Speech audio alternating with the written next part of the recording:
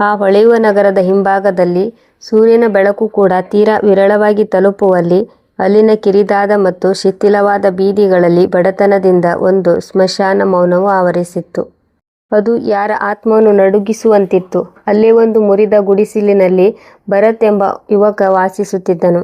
ಅವನು ತನ್ನ ವಯಸ್ಸಿಗಿಂತ ಹೆಚ್ಚು ಹಿರಿಯನಂತೆ ಕಾಣುತ್ತಿದ್ದನು, ಏಕೆಂದರೆ ಜವಾಬ್ದಾರಿಗಳು ಅವನ ಮುಖದ ಮುಗ್ಧತೆಯನ್ನು ಕಸಿದು ಅಲ್ಲಿ ಚಿಂತೆಯ ಗೆರೆಗಳನ್ನು ಮೂಡಿಸಿದ್ದವು. ಬೆಳಿಗ್ಗೆಯ ತಂಪಾದ ಗಾಳಿ ಬೀಸುತ್ತಿತ್ತು. ಭರತ್ ತನ್ನ ಹರಿದ ಚಾಪೆಯಿಂದ ಎದ್ದು ಮೂಲೆಯಲ್ಲಿ ಬಿದ್ದಿದ್ದ ಮಂಚದ ಕಡೆ ನೋಡಿದ. ಅಲ್ಲಿ ಅವನ ವೃದ್ಧ ತಾಯಿ ಕೆಮ್ಮುತ್ತಿದ್ದರು. ಅವರ ಕೆಮ್ಮಿನ ಶಬ್ದ ಕೇಳಿ ಭರತನ ಹೃದಯ ನಡುಗಿತು. ಅವನು ಹತ್ತಿರ ಹೋಗಿ ಮಣ್ಣಿನ ಮಡಿಕೆಯಿಂದ ಬಟ್ಟಲಿನಲ್ಲಿ ನೀರು ತುಂಬಿ ಅವರಿಗೆ ಕುಡಿಸಿದನು ಮತ್ತು ಅತ್ಯಂತ ಮೃದುವಾದ ಧ್ವನಿಯಲ್ಲಿ ಹೇಳಿದನು, ಅಮ್ಮ, ಧೈರ್ಯವಾಗಿರು. ಇಂದು ನನಗೆ ಖಚಿತವಿದೆ, ಎಲ್ಲಾದರೂ ಕೆಲಸ ಸಿಗುತ್ತದೆ ಮತ್ತು ನಾನು ಹಿಂದಿರುಗುವಾಗ ನಿಮಗಾಗಿ ಜೇನುತುಪ್ಪ ಮತ್ತು ಔಷಧಿಯನ್ನು ಖಂಡಿತ ತರುತ್ತೇನೆ. ತಾಯಿ ತನ್ನ ದುರ್ಬಲ ಕೈಗಳನ್ನು ಮಗನ ತಲೆಯ ಮೇಲೆ ಸವರಿ ಆಶೀರ್ವದಿಸಿದರು. ನೀನು ಬಾಳಿ ಬದುಕು ಮಗನೇ. ದೇವರು ನಿನ್ನನ್ನು ಯಾವಾಗಲೂ ತನ್ನ ಆಶ್ರಯದಲ್ಲಿ ಇಡಲಿ. ಆದರೆ ನೀನು ನಿನ್ನ ಪ್ರಾಮಾಣಿಕತೆಯನ್ನು ಎಂದಿಗೂ ಬಿಡಬೇಡ. ನಿನ್ನ ಪ್ರಾಣವೇ ಹೋದರೂ ಚಿಂತಿಲ್ಲ. ಭರತ್ ತಾಯಿಯ ಪಾದಗಳನ್ನು ಮುಟ್ಟಿ ತನ್ನ ಹಳೆಯ ಅಲ್ಲಲ್ಲಿ ಹೊಲಿದ ಕುರ್ತಾವನ್ನು ಕೊಡವಿ ಧರಿಸಿದ. ಹೊಟ್ಟೆಯಲ್ಲಿ ಹಸಿವಿನಿಂದ ಇಲಿಗಳು ಓಡಾಡುತ್ತಿದ್ದವು, ಏಕೆಂದರೆ ಕಳೆದ 2 ದಿನಗಳಿಂದ ಅವನು ಬರೀ ನೀರು ಕುಡಿದು ಕಾಲ ಕಳೆದಿದ್ದನು. ಉಳಿದ ಒಣರೊಟ್ಟಿ ತುಂಡನ್ನು ತಾಯಿಗೆ ತಿನ್ನಿಸಿದ್ದನು. ಅವನು ದೇವರ ಹೆಸರನ್ನು ಹೇಳಿ ಮನೆಯಿಂದ ಹೊರಟು ಮಾರುಕಟ್ಟೆಯ ಕಡೆಗೆ ನಡೆದನು.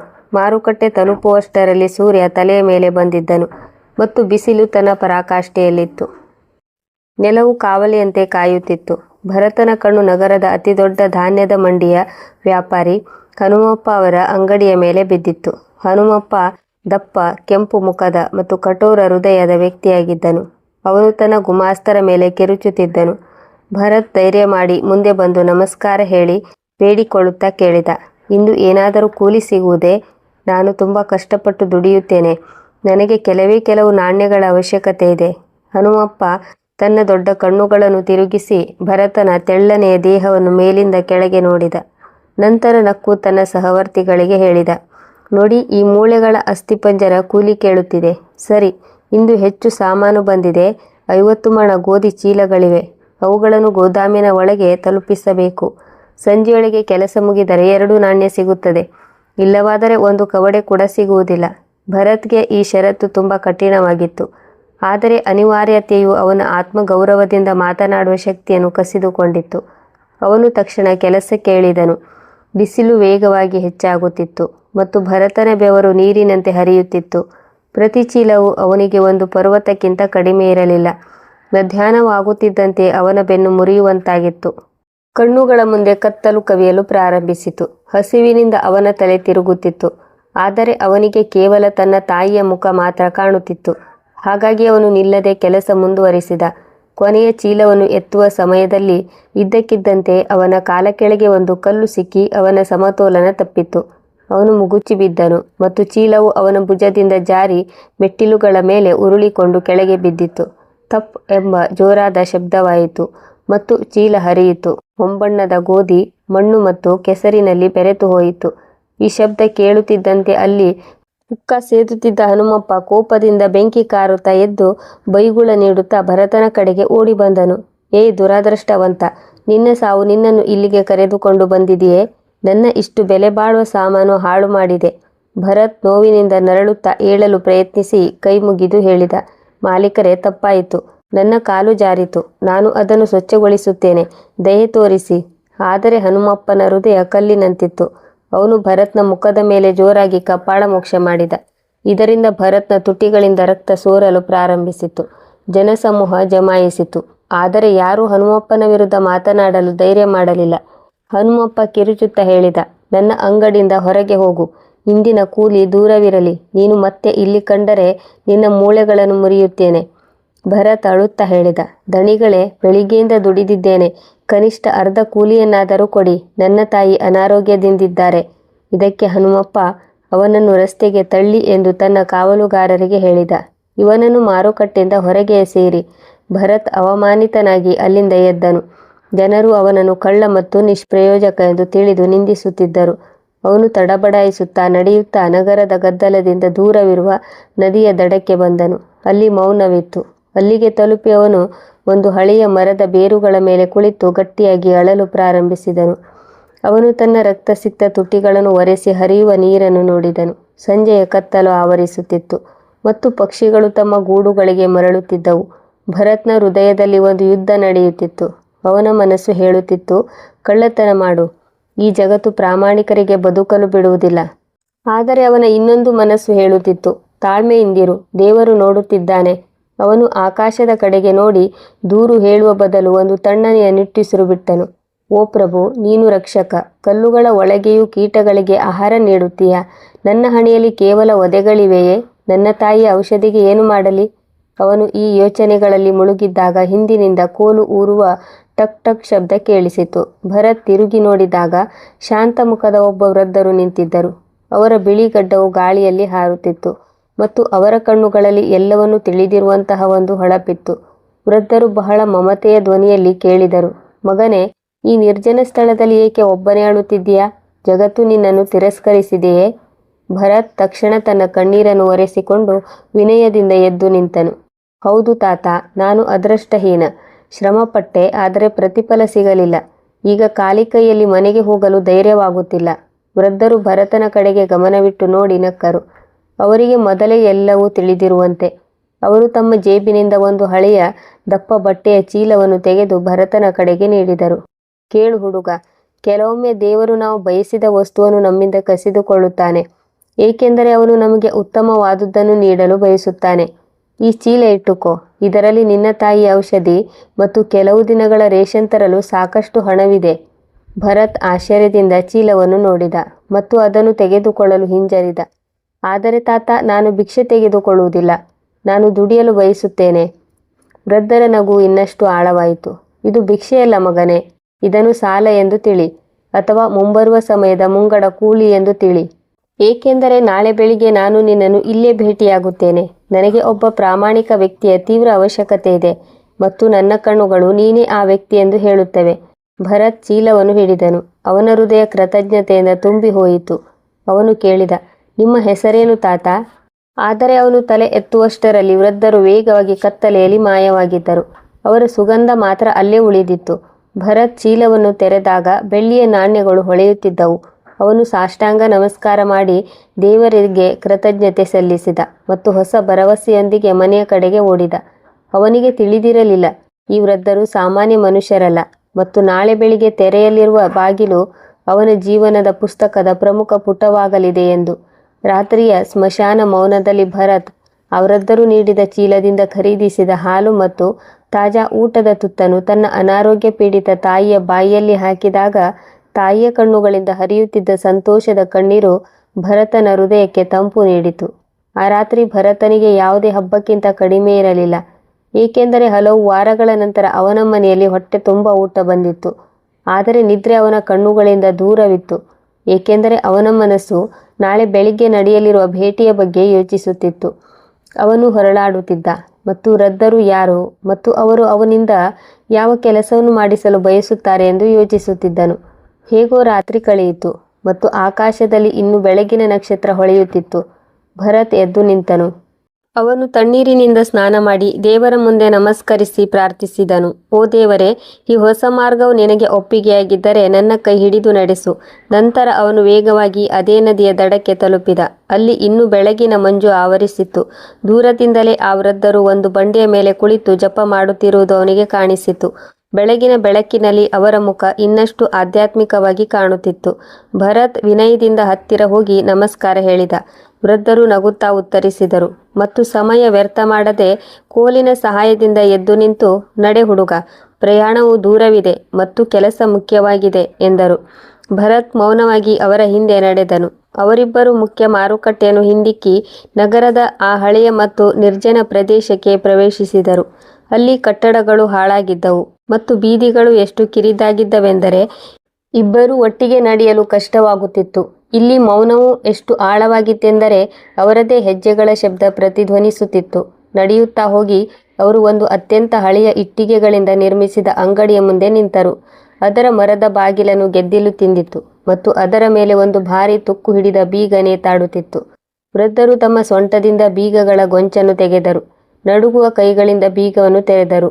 ಬಾಗಿಲು ಸದ್ದು ಮಾಡುತ್ತಾ ತೆರೆಯುತ್ತಿದ್ದಂತೆ ಒಳಗೆ ಹಲವು ವರ್ಷಗಳಿಂದ ಬಂದಿಯಾಗಿದ್ದ ಗಾಳಿ, ಧೂಳು ಮತ್ತು ಯಾವುದೋ ವಿಚಿತ್ರ ಗಿಡಮೂಲಿಕೆಯ ಮಿಶ್ರಿತ ವಾಸನೆಯೂ ಹೊರಬಂದಿತ್ತು. ಒಳಗೆ ಗಾಢವಾದ ಕತ್ತಲಿತ್ತು. ಭರತನ ಕಣ್ಣುಗಳು ಕತ್ತಲೆಗೆ ಹೊಂದಿಕೊಂಡಾಗ ಅಂಗಡಿಯೊಳಗೆ ಎಲ್ಲದರ ಮೇಲೆ ಧೂಳಿನ ದಪ್ಪ ಪದರ ಕೂತಿರುವುದನ್ನು ನೋಡಿದನು. ಗೋಡೆಗಳು ಜೇಡರ ಬಲೆಗಳಿಂದ ತುಂಬಿದ್ದವು ಮತ್ತು ಮೂಲೆಗಳಲ್ಲಿ ದೊಡ್ಡ ಮಣ್ಣಿನ ಮಡಕೆಗಳು ಇರಿಸಲ್ಪಟ್ಟಿದ್ದವು. ಇಲ್ಲಿಗೆ ಹಲವು ವರ್ಷಗಳಿಂದ ಯಾರೂ ಬಂದಿಲ್ಲ ಎಂದು ತೋರುತ್ತಿತ್ತು. ವೃದ್ಧರು ಭರತ್ಗೆ ಒಂದು ಹಳೆಯ ಪೊರಕೆಯನ್ನು ನೀಡಿ ಹೇಳಿದರು, ಮಗನೇ, ಇಂದು ನೀನು ಈ ಅಂಗಡಿಯನ್ನು ವಾಸಿಸಲು ಯೋಗ್ಯವಾಗಿಸಬೇಕು. ಪ್ರತಿಯೊಂದು ಮೂಲೆಯನ್ನು ಸ್ವಚ್ಛಗೊಳಿಸಬೇಕು. ನಂತರ ಅವರು ಅಂಗಡಿಯ ಅತ್ಯಂತ ಹಿಂದಿನ ಮತ್ತು ಕತ್ತಲೆಯ ಭಾಗದ ಕಡೆಗೆ ನಡೆದರು. ಅಲ್ಲಿ ಒಂದು ಹಳೆಯ ಮರದ ಹಲಗೆಯ ಕೆಳಗೆ ಒಂದು ಕಪ್ಪು ಬಣ್ಣದ ಕಬ್ಬಿಣದ ಭಾರವಾದ ಪೆಟ್ಟಿಗೆ ಇಡಲಾಗಿತ್ತು. ಆ ಪೆಟ್ಟಿಗೆಯ ಮೇಲೆ ವಿಚಿತ್ರವಾದ ಕೆತ್ತನೆಗಳಿದ್ದವು ಮತ್ತು ಅದನ್ನು ನೋಡಿದ ತಕ್ಷಣ ಹೃದಯದಲ್ಲಿ ಒಂದು ವಿಚಿತ್ರ ಭಯ ಮತ್ತು ಕುತೂಹಲ ಉಂಟಾಗುತ್ತಿತ್ತು. ವೃದ್ಧರು ತಮ್ಮ ಕೋಲಿನಿಂದ ಆ ಪೆಟ್ಟಿಗೆಯ ಕಡೆಗೆ ತೋರಿಸಿ ತಮ್ಮ ಧ್ವನಿಯನ್ನು ಬಹಳ ಕಠಿಣ ಮತ್ತು ಗಂಭೀರವಾಗಿಸುತ್ತಾ ಹೇಳಿದರು, ಭರತ್, ನನ್ನ ಮಾತನ್ನು ಕೇಳಿಸಿಕೊ. ನೀನು ಈ ಅಂಗಡಿಯ ಪ್ರತಿಯೊಂದು ವಸ್ತುವನ್ನು ಮುಟ್ಟಬಹುದು, ಸ್ವಚ್ಛಗೊಳಿಸಬಹುದು, ಅತ್ತಿತ್ತ ಸರಿಸಬಹುದು. ಆದರೆ ಎಚ್ಚರ, ಈ ಕಬ್ಬಿಣದ ಪೆಟ್ಟಿಗೆಯನ್ನು ತೆರೆಯಲು ಮರೆತು ಪ್ರಯತ್ನಿಸಬೇಡ ಮತ್ತು ಇದರ ಒಳಗೆ ಏನಿದೆ ಎಂದು ನನಗೆ ಯಾವುದೇ ಪ್ರಶ್ನೆ ಕೇಳಬೇಡ. ಇದು ನನ್ನ ನಂಬಿಕೆ ಮತ್ತು ಇದು ನಿನ್ನ ಅತಿದೊಡ್ಡ ಪರೀಕ್ಷೆ. ಭರತ್ ಭಯದಿಂದ ತಲೆ ಆಡಿಸಿ ಆಜ್ಞೆಯನ್ನು ಉಲ್ಲಂಘಿಸುವುದಿಲ್ಲ ಎಂದು ಭರವಸೆ ನೀಡಿದ. ಇದರ ನಂತರ ವೃದ್ಧರು ಅವನನ್ನು ಅಲ್ಲಿ ಒಬ್ಬಂಟಿಯಾಗಿ ಬಿಟ್ಟು ಹೊರಟು ಹೋದರು. ಈಗ ಭರತ್ ಆ ನಿರ್ಜನ ಅಂಗಡಿಯಲ್ಲಿ ಒಬ್ಬಂಟಿಯಾಗಿದ್ದನು. ಅವನು ತನ್ನ ತೋಳಿನ ತೋಳುಗಳನ್ನು ಮಡಚಿ ಕೆಲಸಕ್ಕೆ ಇಳಿದನು. ಅವನು ಪೂರ್ಣ ಹೃದಯದಿಂದ ಸ್ವಚ್ಛಗೊಳಿಸಲು ಪ್ರಾರಂಭಿಸಿದನು. ಜೇಡರ ಬಲೆಗಳನ್ನು ತೆಗೆದು ಹಾಕಿದ, ನೆಲವನ್ನು ತೊಳೆದ, ಮಡಕೆಗಳನ್ನು ಒರೆಸಿದ. ಕೆಲಸ ಮಾಡುತ್ತಾ ಮಾಡುತ್ತಾ ಮಧ್ಯಾಹ್ನವಾಯಿತು. ಬಿಸಿಲು ಮತ್ತು ಸೆಕೆಯಿಂದ ಅವನಿಗೆ ತುಂಬ ಕಷ್ಟವಾಯಿತು. ಬೆವರು ತಲೆಯಿಂದ ತೊಟ್ಟಿಕ್ಕಿ ಕಣ್ಣೊಳಗೆ ಹೋಗುತ್ತಿತ್ತು. ಬಾಯಾರಿಕೆಯಿಂದ ಗಂಟಲು ಒಣಗುತ್ತಿತ್ತು. ಆದರೆ ಅವನು ಕೆಲಸ ನಿಲ್ಲಿಸಲಿಲ್ಲ. ಆದರೆ ಅವನು ಆ ಹಿಂದಿನ ಭಾಗದ ಸ್ವಚ್ಛತೆಗೆ ಹತ್ತಿರವಾಗುತ್ತಿದ್ದಂತೆ ಅವನ ಗಮನ ಪದೇ ಪದೇ ಆ ಕಬ್ಬಿಣದ ಪೆಟ್ಟಿಗೆಯ ಕಡೆಗೆ ಸೆಳೆಯುತ್ತಿತ್ತು. ಮನುಷ್ಯನ ಸ್ವಭಾವವೇನೆಂದರೆ, ಯಾವ ಕೆಲಸದಿಂದ ಅವನನ್ನು ತಡೆಯಲಾಗುತ್ತದೆಯೋ ಅವನ ಮನಸ್ಸು ಅದರ ಕಡೆಗೆ ಓಡುತ್ತದೆ. ಅವನ ಹೃದಯದಲ್ಲಿ ಕೆಟ್ಟ ಆಲೋಚನೆಗಳು ಬರಲು ಪ್ರಾರಂಭಿಸಿದವು. ಭರತ್ ಯೋಚಿಸಲು ಪ್ರಾರಂಭಿಸಿದ. ಕೊನೆಗೆ ಈ ಪೆಟ್ಟಿಗೆಯಲ್ಲಿ ಏನಿದೆ? ವೃದ್ಧರು ಏಕೆ ಇಷ್ಟು ಕಟ್ಟುನಿಟ್ಟಾಗಿ ನಿರಾಕರಿಸಿದರು? ಬಹುಶಃ ಇದರಲ್ಲಿ ಚಿನ್ನ, ಬೆಳ್ಳಿಯ ನಾಣ್ಯಗಳಿವೆಯೇ? ಅಥವಾ ಯಾವುದಾದ್ರೂ ಅಮೂಲ್ಯ ವಜ್ರವಿದೆಯೇ? ಇದರಲ್ಲಿ ನಿಧಿ ಇದ್ದರೆ ನನ್ನ ಮತ್ತು ನನ್ನ ತಾಯಿಯ ಬಡತನ ಶಾಶ್ವತವಾಗಿ ಕೊನೆಗೊಳ್ಳುತ್ತದೆ. ನಾನು ಸ್ವಲ್ಪ ತೆರೆದು ನೋಡಿ ಮತ್ತೆ ಮುಚ್ಚಿದರೆ ವೃದ್ಧರಿಗೆ ಹೇಗೆ ಗೊತ್ತಾಗುತ್ತೆ? ಈ ಯೋಚನೆ ಬರುತ್ತಿದ್ದಂತೆ ಭರತ್ನ ಹೆಜ್ಜೆಗಳು ಪೆಟ್ಟಿಗೆಯ ಕಡೆಗೆ ಸಾಗಿದವು. ಅವನ ಹೃದಯ ಜೋರಾಗಿ ಬಡಿದುಕೊಳ್ಳುತ್ತಿತ್ತು. ಮೌನದಲ್ಲಿ ಅವನಿಗೆ ತನ್ನ ಉಸಿರಾಟದ ಶಬ್ದ ಕೇಳಿಸುತ್ತಿತ್ತು. ಅವನು ಪೆಟ್ಟಿಗೆಯ ಬಳಿ ಮೊಣಕಾಲುಗಳ ಮೇಲೆ ಕುಳಿತುಕೊಂಡನು. ಅವನು ನೋಡಿದ, ಪೆಟ್ಟಿಗೆಯ ಮುಚ್ಚಳು ಸಂಪೂರ್ಣವಾಗಿ ಮುಚ್ಚಿರಲಿಲ್ಲ. ಸ್ವಲ್ಪ ಒತ್ತಿದರೆ ತೆರೆಯಬಹುದು. ಅವನ ಕೈ ಪೆಟ್ಟಿಗೆಯ ಮುಚ್ಚಳದ ಕಡೆಗೆ ಸಾಗಿತು. ಅವನ ಬೆರಳುಗಳು ಕಬ್ಬಿಣವನ್ನು ಮುಟ್ಟಲು ಸಿದ್ಧವಾಗಿದ್ದವು.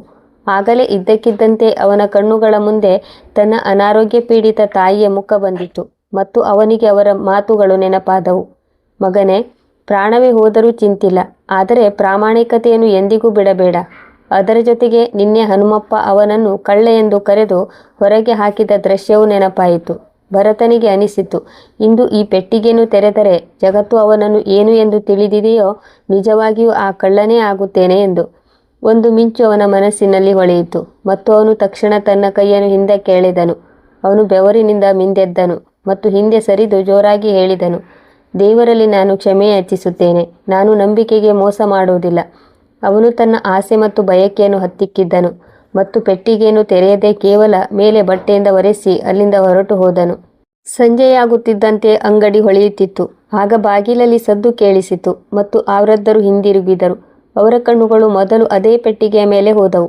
ಮುಚ್ಚಳವು ಅಲುಗಾಡಿದೆ ಅಥವಾ ಕೆದಕಲಾಗಿದೆ ಎಂಬುದನ್ನು ಅವರು ಬಹಳ ಸೂಕ್ಷ್ಮವಾಗಿ ನೋಡಿದರು. ನಂತರ ಅವರು ಭರತ್ನ ಮುಖದ ಕಡೆಗೆ ನೋಡಿದರು. ಅದು ದಣಿದಿದ್ದರೂ ಶಾಂತವಾಗಿತ್ತು. ವೃದ್ಧರ ಕಣ್ಣುಗಳಲ್ಲಿ ಒಂದು ಹೊಳಪು ಬಂದಿತ್ತು. ಭರತ್ ತನ್ನ ಕುತೂಹಲ ಮತ್ತು ದುರಾಶೆಯ ಮೇಲೆ ನಿಯಂತ್ರಣ ಸಾಧಿಸಿದ್ದಾನೆ ಎಂದು ಅವರು ಅರ್ಥ ಮಾಡಿಕೊಂಡರು. ಅವರು ಮುಂದೆ ಬಂದು ಭರತ್ನ ಭುಜದ ಮೇಲೆ ಕೈ ಇರಿಸಿದರು ಮತ್ತು ತಂದೆಯಂತೆ ಪ್ರೀತಿಯಿಂದ ನಗುತ್ತಾ ಹೇಳಿದರು, ಶಭಾಷ್ ನನ್ನ ಮಗನೇ, ಇಂದು ನೀನು ಕೇವಲ ಧೂಳನ್ನು ತೆಗೆದು ಹಾಕಿಲ್ಲ, ನಿನ್ನ ಹೃದಯದ ಕನ್ನಡಿಯನ್ನು ಸಹ ಸ್ವಚ್ಛವಾಗಿ ಇಟ್ಟುಕೊಂಡಿದ್ದೀಯಾ. ಆ ಪೆಟ್ಟಿಗೆ ನಿನ್ನನ್ನು ತನ್ನ ಕಡೆಗೆ ಆಕರ್ಷಿಸಿತ್ತು ಎಂದು ನನಗೆ ತಿಳಿದಿದೆ, ಆದರೆ ನೀನು ಜಾರಿ ಬೀಳಲಿಲ್ಲ. ಇದೇ ಒಂದು ಸತ್ಯವಾದ ಮನುಷ್ಯನ ಗುರುತು. ಅವರು ತಮ್ಮ ಜೇಬಿನಿಂದ ನಿನ್ನೆಗಿಂತ ಹೆಚ್ಚು ಹಣವನ್ನು ತೆಗೆದು ಭರತ್ನ ಅಂಗೈಯಲ್ಲಿ ಇರಿಸಿದರು ಮತ್ತು ಹೇಳಿದರು, ಇದು ನಿನ್ನ ಇಂದಿನ ಕೂಲಿ ಮತ್ತು ಕೇಳು, ನಾಳೆ ನೀನು ಇಲ್ಲಿಗೆ ಬರಬೇಕಾಗಿಲ್ಲ. ನಾಳೆ ನೀನು ಒಂದು ದೊಡ್ಡ ಜವಾಬ್ದಾರಿಯನ್ನು ನಿರ್ವಹಿಸಬೇಕು. ನನ್ನ ಬಳಿ ನಗರದ ರಾಜನ ಒಂದು ಅಮೂಲ್ಯ ಪೆಟ್ಟಿಗೆ ಇದೆ. ಅದನ್ನು ನಾನು ಹಲವು ವರ್ಷಗಳಿಂದ ಕಾಪಾಡಿಕೊಂಡು ಬಂದಿದ್ದೇನೆ. ನಾಳೆ ನೀನು ಆ ಪೆಟ್ಟಿಗೆಯನ್ನು ತೆಗೆದುಕೊಂಡು ರಾಜನ ಅರಮನೆಗೆ ಹೋಗಬೇಕು. ಭರತ್ ಆಶ್ಚರ್ಯದಿಂದ ಕೇಳಿದ, ರಾಜನ ಅರಮನೆಗೆ? ಆದರೆ ಪೂಜ್ಯರೇ, ನಾನು ಒಬ್ಬ ಸಾಮಾನ್ಯ ಕೂಲಿ ಕಾರ್ಮಿಕ, ವೃದ್ಧರು ಹೇಳಿದರು. ಯಾರು ಸಣ್ಣ ಉದ್ದೇಶಗಳನ್ನು ಹೊಂದಿರುವನೋ ಅವನು ಸಾಮಾನ್ಯನು. ನೀನು ವಿಶೇಷ ವ್ಯಕ್ತಿ. ನಾಳೆ ಬೆಳಿಗ್ಗೆ ಸಿದ್ಧನಾಗಿರು. ಭರತ್ ಹಣವನ್ನು ಹಣೆಗೆ ಹಚ್ಚಿ ಮನೆಯ ಕಡೆಗೆ ನಡೆದನು. ಆದರೆ ರಾಜನ ಅರಮನೆಯು ಅವನಿಗೆ ಹೂವಿನ ಹಾಸಿಗೆಯಲ್ಲ, ಬದಲಿಗೆ ಮುಳ್ಳಿನ ಕಿರೀಟವೆಂದು ಸಾಬೀತಾಗಲಿದೆ ಎಂಬ ಕಲ್ಪನೆಯೂ ಅವನಿಗೆ ಇರಲಿಲ್ಲ. ಅಲ್ಲಿ ಇನ್ನೊಂದು ದೊಡ್ಡ ವಿಪತ್ತು ಬಾಯಿ ತೆರೆದು ಅವನಿಗೆ ಕಾಯುತ್ತಿತ್ತು. ಮುಂದಿನ ಬೆಳಿಗ್ಗೆ ನಗರವು ಇನ್ನು ನಿದ್ರೆಯ ಮಡಿಲಿನಲ್ಲಿ ಇದ್ದಾಗ ಭರತ್ ತನ್ನ ಹರಿದ ಚಪ್ಪಲಿಗಳು ಮತ್ತು ತೇಪೆ ಹಾಕಿದ ಕುರ್ತಾದಲ್ಲಿ, ಆದರೆ ದೃಢ ನಿರ್ಧಾರದೊಂದಿಗೆ ಅದೇ ಹಳೆಯ ಅಂಗಡಿಗೆ ತಲುಪಿದ. ಅಲ್ಲಿ ಆ ವೃದ್ಧರು ಮೊದಲೇ ಹಾಜರಿದ್ದರು. ಅವರ ಕೈಯಲ್ಲಿ ಚಿನ್ನದ ದಾರಗಳಿಂದ ಕಸೂತಿ ಮಾಡಿದ ಮತ್ತು ಒಂದು ರಾಜಮನೆತನದ ಮುದ್ರೆ ಇರುವ ಹಸಿರು ಬಣ್ಣದ ರೇಷ್ಮೆ ಬಟ್ಟೆಯಲ್ಲಿ ಸುತ್ತಿದ ಒಂದು ಸಣ್ಣ ಪೆಟ್ಟಿಗೆ ಇತ್ತು. ವೃದ್ಧರು ಭರತನ ಹತ್ತಿರ ಬಂದು ಬಹಳ ನಿಗೂಢ ಶೈಲಿಯಲ್ಲಿ ಆ ಪೆಟ್ಟಿಗೆಯನ್ನು ಅವನಿಗೆ ಒಪ್ಪಿಸಿದರು ಮತ್ತು ಅವನ ಕಣ್ಣುಗಳಲ್ಲಿ ನೋಡುತ್ತಾ ತಾಕೀತು ಮಾಡಿದರು. ಭರತ್, ಇದು ನನ್ನ ಹೃದಯದ ಭಾಗ. ಇದನ್ನು ನಿನ್ನ ಪ್ರಾಣಕ್ಕಿಂತ ಹೆಚ್ಚು ಜೋಪಾನಾಗಿ ಇಟ್ಟುಕೋ ಮತ್ತು ನೇರವಾಗಿ ನಗರದ ಮುಖ್ಯ ನ್ಯಾಯಾಧೀಶರ ಕೈಯಲ್ಲಿ ಕೊಡು.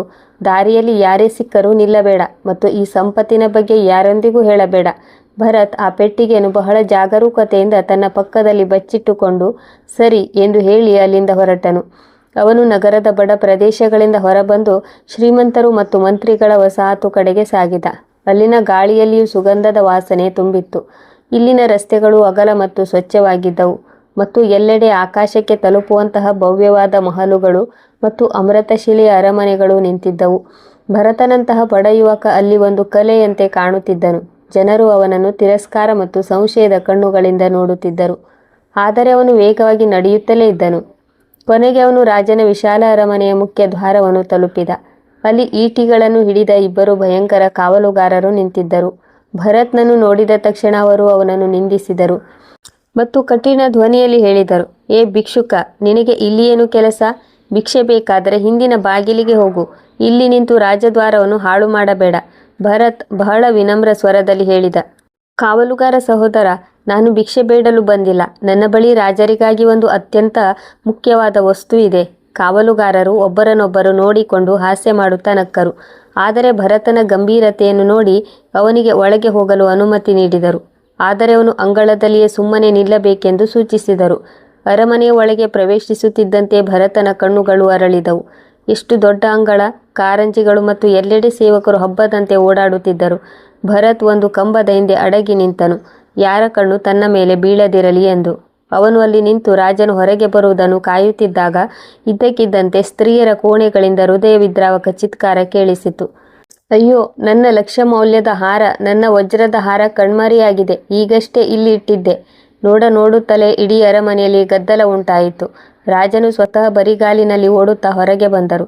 ಅವರ ಮುಖ ಕೋಪದಿಂದ ಕೆಂಪಾಗಿತ್ತು. ಅವರು ಗರ್ಜಿಸುತ್ತಾ ಆಜ್ಞಾಪಿಸಿದರು, ಎಲ್ಲ ಬಾಗಿಲುಗಳನ್ನು ಮುಚ್ಚಿ, ಯಾರು ಹೊರಗೆ ಹೋಗಲು ಬಿಡಬೇಡಿ. ಈಗಲೇ ಎಲ್ಲರನ್ನೂ ಶೋಧಿಸಿ. ಸೇವಕರ ಮುಖಗಳು ಭಯದಿಂದ ಹಳದಿ ಬಣ್ಣಕ್ಕೆ ತಿರುಗಿದವು. ಸಿಪಾಯಿಗಳು ಎಲ್ಲರ ಜೇಬುಗಳನ್ನು ತಡಕಾಡಲು ಪ್ರಾರಂಭಿಸಿದರು. ಈ ಗೊಂದಲದಲ್ಲಿ ರಾಜನ ಒಬ್ಬ ವಿಶೇಷ ಮತ್ತು ಕುತಂತ್ರದ ಸೇವಕನ ಕಣ್ಣು ಭರತನ ಮೇಲೆ ಬಿತ್ತು. ಇವನೇ ನಿಜವಾಗಿ ಹಾರವನ್ನು ಕದ್ದಿದ್ದ ಮತ್ತು ಸಮಯ ಸಿಕ್ಕಾಗ ಅದನ್ನು ತನ್ನ ಜೇಬಿನಲ್ಲಿ ಬಚ್ಚಿಟ್ಟಿದ್ದ. ತನ್ನ ಪ್ರಾಣವನ್ನು ಉಳಿಸಿಕೊಳ್ಳಲು ಇದೇ ಉತ್ತಮ ಅವಕಾಶ ಎಂದು ಅವನು ಯೋಚಿಸಿದ. ಅವನು ನಿಧಾನವಾಗಿ ಭರತನ ಹತ್ತಿರದಿಂದ ಜಾರಿ ಹೋದ ಮತ್ತು ಬಹಳ ಕೌಶಲ್ಯದಿಂದ ಯಾರಿಗೂ ತಿಳಿಯದಂತೆ ಆ ಕದ್ದ ಹಾರವನ್ನು ಭರತನ ಹಳೆಯ ಚೀಲದ ತೆರೆದ ಜೇಬಿನಲ್ಲಿ ಜಾರಿಸಿದ. ನಂತರ ಅವನು ಕಿರುಚುತ್ತಾ ಹೇಳಿದ, ಗೌರವಾನ್ವಿತರೆ ನೋಡಿ, ಆ ಕಂಬದ ಹಿಂದೆ ಅಡಗಿರುವ ಅಪರಿಚಿತ ವ್ಯಕ್ತಿ. ಅವನ ಮುಖವೇ ಕಳ್ಳರಂತಿದೆ. ಖಂಡಿತವಾಗಿಯೂ ಅವನಿಂದಲೇ ಈ ಕೆಲಸ ಆಗಿದೆ. ಇದನ್ನು ಕೇಳುತ್ತಿದ್ದಂತೆ ಎಲ್ಲರ ಕಣ್ಣುಗಳು ಭರತನ ಮೇಲೆ ನೆಟ್ಟವು.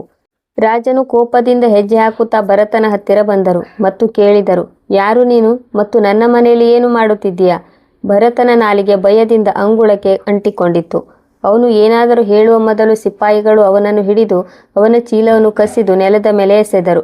ಚೀಲವನ್ನು ಉರುಳಿಸುತ್ತಿದ್ದಂತೆ ಆ ಹಸಿರು ರೇಷ್ಮೆ ಪೆಟ್ಟಿಗೆ ಮತ್ತು ಅದರ ಜೊತೆಗೆ ಆ ಹೊಳೆಯುವ ವಜ್ರದ ಹಾರವು ಚಣ್ ಎಂದು ಶಬ್ದ ಮಾಡಿ ನೆಲದ ಮೇಲೆ ಬಿತ್ತು. ಹಾರವನ್ನು ನೋಡಿದ ತಕ್ಷಣ ಅಲ್ಲಿ ಸ್ತಬ್ಧವಾಯಿತು. ಭರತನ ಕಾಲುಗಳ ಕೆಳಗಿನ ನೆಲ ಕುಸಿದು ಹೋಯಿತು. ಅವನು ಅಳುತ್ತಾ ಕಿರುಚಿದನು, ಇಲ್ಲ ಗೌರವಾನ್ವಿತರೆ, ಈ ಹಾರ ನನ್ನದಲ್ಲ. ದೇವರಾಣೆ, ನಾನು ಕಳ್ಳನಲ್ಲ. ಇದು ನನ್ನ ಚೀಲಕ್ಕೆ ಹೇಗೆ ಬಂತು ಎಂದು ನನಗೆ ಗೊತ್ತಿಲ್ಲ. ಆದರೆ ಸಾಕ್ಷ್ಯವು ಕಣ್ಣುಗಳ ಮುಂದೆ ಇತ್ತು. ರಾಜ ಅವನಿಗೆ ಒಂದು ಜೋರಾದ ಕಪಾಳ ಮೋಕ್ಷ ಮಾಡಿದ. ಇದರಿಂದ ಭರತ ನೆಲದ ಮೇಲೆ ಬಿದ್ದನು. ರಾಜ ದ್ವೇಷದಿಂದ ಹೇಳಿದ, ಒಂದು ಕಡೆ ಕಳ್ಳತನ, ಇನ್ನೊಂದು ಕಡೆ ಎದೆಗಾರಿಕೆ. ನೀನು ನನ್ನ ಸಜ್ಜನಿಕೆಯ ದುರುಪಯೋಗ ಮಾಡಿಕೊಂಡೆ.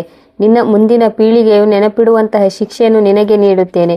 ಭರತ ಬೇಡಿಕೊಳ್ಳುತ್ತಿದ್ದನು. ಆ ರೇಷ್ಮೆ ಪೆಟ್ಟಿಗೆಯ ಕಡೆಗೆ ಕೈ ತೋರಿಸಿ ತಾನು ಕೇವಲ ಒಂದು ಪೆಟ್ಟಿಗೆ ನೀಡಲು ಬಂದಿದ್ದೆ ಎಂದು ಹೇಳಲು ಪ್ರಯತ್ನಿಸಿದ.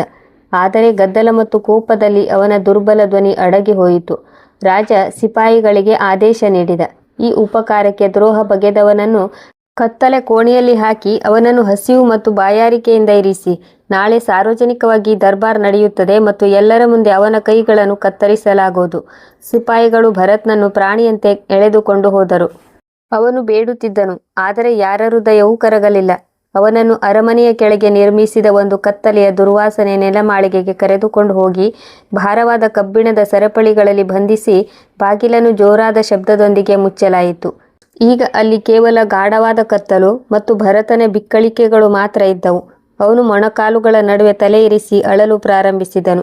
ಅವನ ಪ್ರಾಮಾಣಿಕತೆಗೆ ಇಂತಹ ಪ್ರತಿಫಲ ಏಕೆ ಸಿಕ್ಕಿತು ಎಂದು ಅವನಿಗೆ ಅರ್ಥವಾಗಲಿಲ್ಲ. ಅವನು ಆಕಾಶದ ಕಡೆಗೆ ಮುಖ ಎತ್ತಿದನು.